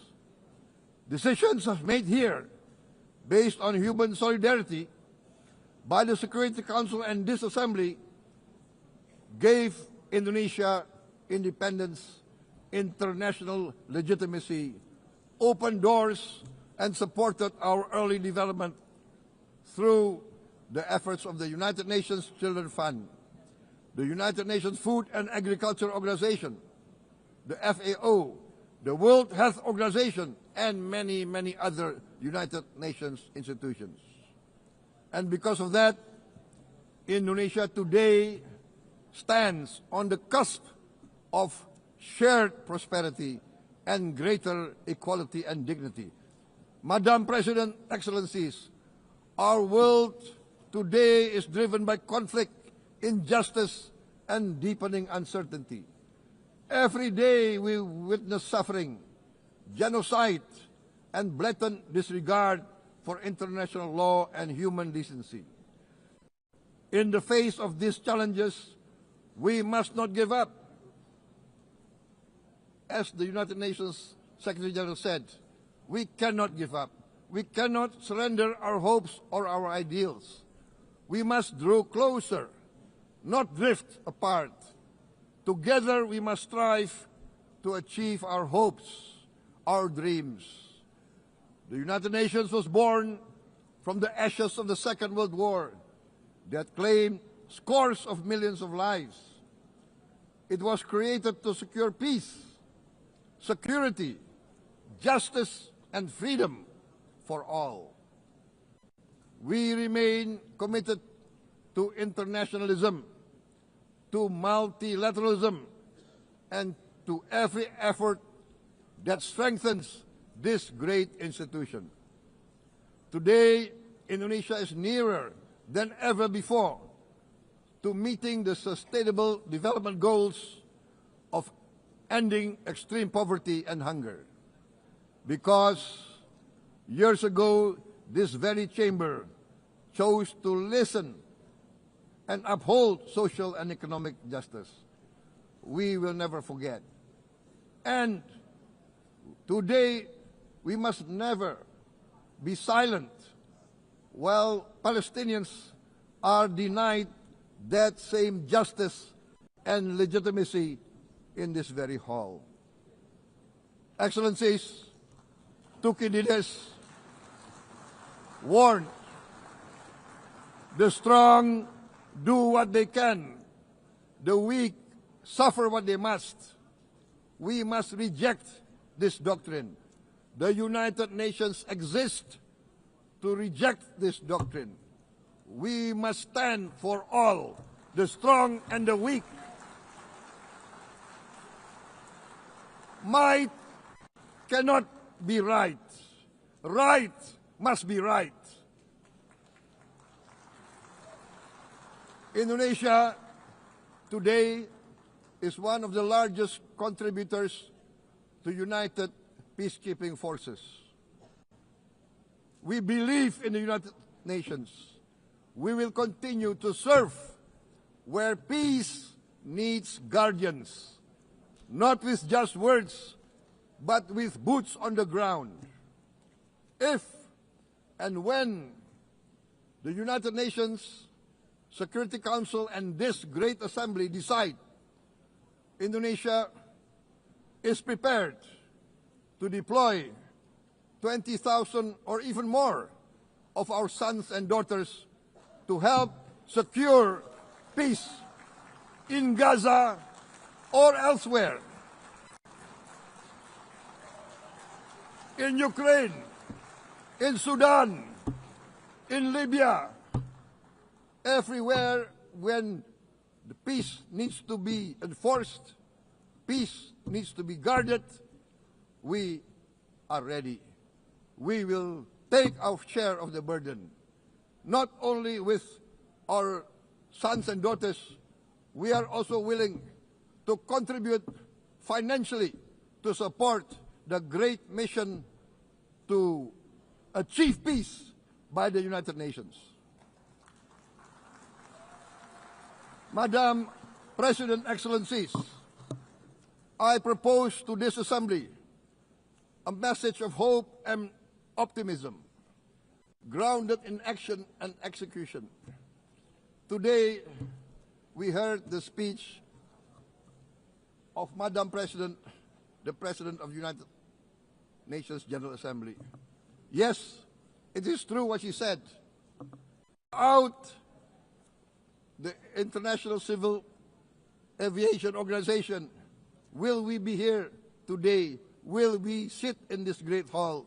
Without the United Nations, we cannot be safe. No country can feel secure. We need the United Nations, and Indonesia will continue to support the United Nations, even though we still struggle, but we know the world needs a strong United Nations. The world's population is growing. Our planet is under strain. Food, energy, and water insecurity haunt many nations. We choose to answer these challenges directly at home and to help abroad wherever we can. This year, Indonesia recorded the highest rice production and grain reserves in our history. We are now self-sufficient in rice, and we are starting now to export rice to other nations in need, including providing rice for Palestine. We are building resilient food supply chains, strengthening farmer productivity, investing in climate-smart agriculture to ensure food security for our children and for the children of the world. We are confident in a few years' time, Indonesia will be the granary of the world. As the world's largest island state, we testify before you that we are already experiencing the direct consequences of climate change, particularly the threat of rising sea levels. The sea level on the north coast of our capital city is increasing by 5 centimeters every year. Can you imagine in 10 years? Can you imagine in 20 years? For this, we are forced to build a giant seawall, 480 kilometers in length. It will take us maybe 20 years, but we have no choice. We have to start now. Therefore, we choose to confront climate change not by slogans, but by immediate steps. We are committed to meeting our 2015 Paris Agreement obligations. We aim to achieve net zero emission by 2060, and we are very confident we can achieve net zero emission much earlier. We aim to reforest more than 12 million hectares of degraded forest, to reduce forest degradation, to empower local communities with quality green jobs for the future. Indonesia is shifting decisively from fossil fuel-based development towards renewable-based development. From next year, most of our additional power generation capacity will come from renewables. Our goal is clear: to lift all of our citizens out of poverty and make Indonesia a hub for solutions to food, energy, and water security. Madam President, Excellencies, we live in a time when hatred and violence can seem to be the loudest voices. But beneath this loud noise lies a quieter truth, that every person longs to be safe, to be respected, to be loved, and to leave a better world to their children. Our children are watching. They are learning leadership not from textbook, but from our choices. Today, still, a catastrophic situation in Gaza is unfolding before our eyes. At this very moment, the innocent are crying for help, are crying to be saved. Who will save them? Who will save the innocent? Who will save the old and women? Millions are facing danger at this very moment. As we sit here, they are facing trauma. They are facing irreparable damage to their bodies. They are dying of starvation. Can we remain silent? Will there be no answer to their screams? Will we teach them that the human family can rise to the challenge? Madam President, we must act now. Many speakers said that. We must stand for a multilateral order where peace, prosperity, and progress are not the privilege of a few, but the right of all. With a strong United Nations, we can build a world where the weak do not suffer what they must, but live the justice that they deserve. Let us continue humanity's great journey of ideals, the selfless aspirations that created the United Nations. Let us use science to uplift, not use science to destroy. Let rising nations help others to lift themselves. I am convinced that the leaders of the great world civilizations of the West, of the East, of the North, of the South, leaders of America, Europe, of India, China, the Islamic world, the whole world, I am convinced they will rise to their role demanded by history. We are all hopeful that the leaders of the world will show great statesmanship, great wisdom, restraint, humility, overcome hate, overcome suspicion. Madam President, distinguished delegates, we are greatly heartened by the events of the last few days, where significant leading countries of the world have chosen to side with history, to choose the right side of history, the path of the moral high ground, the path of rectitude, the path of justice, the path of humanity, to shun hatred, to overcome suspicion, and to avoid the use of violence. The use of violence will beget violence. No one country can bully the whole community of the human family.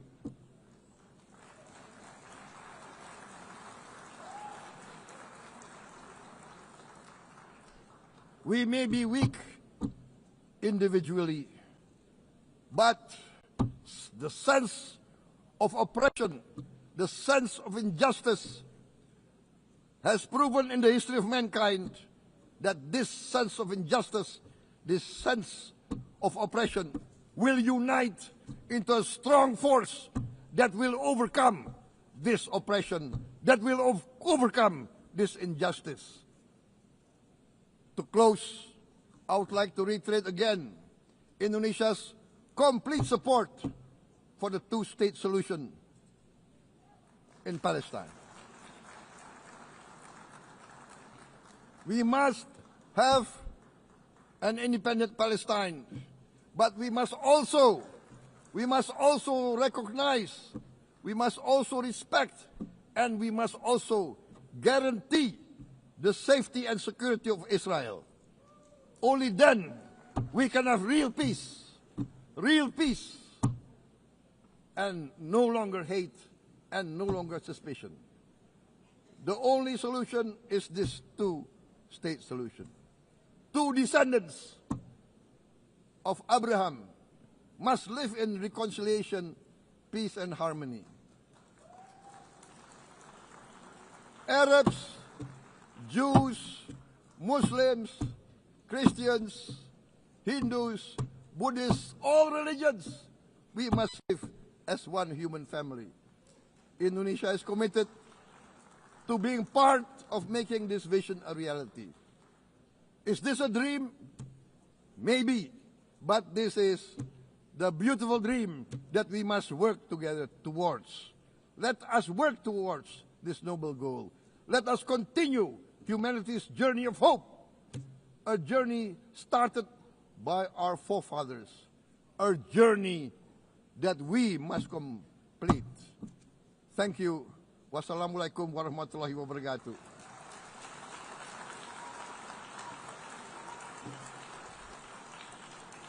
Shalom. Om Santi, Santi, Santi Om. Namo Buddhaya. Thank you very much. May God bless us all. May peace be upon us. Thank you very much. Thank you. On behalf of the Assembly, I wish to thank the President of the Republic of Indonesia.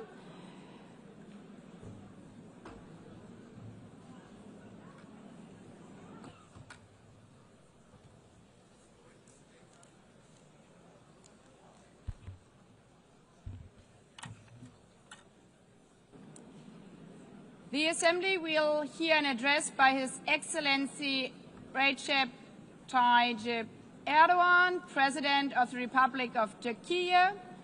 I request protocol to escort His Excellency and invite him to address the Assembly.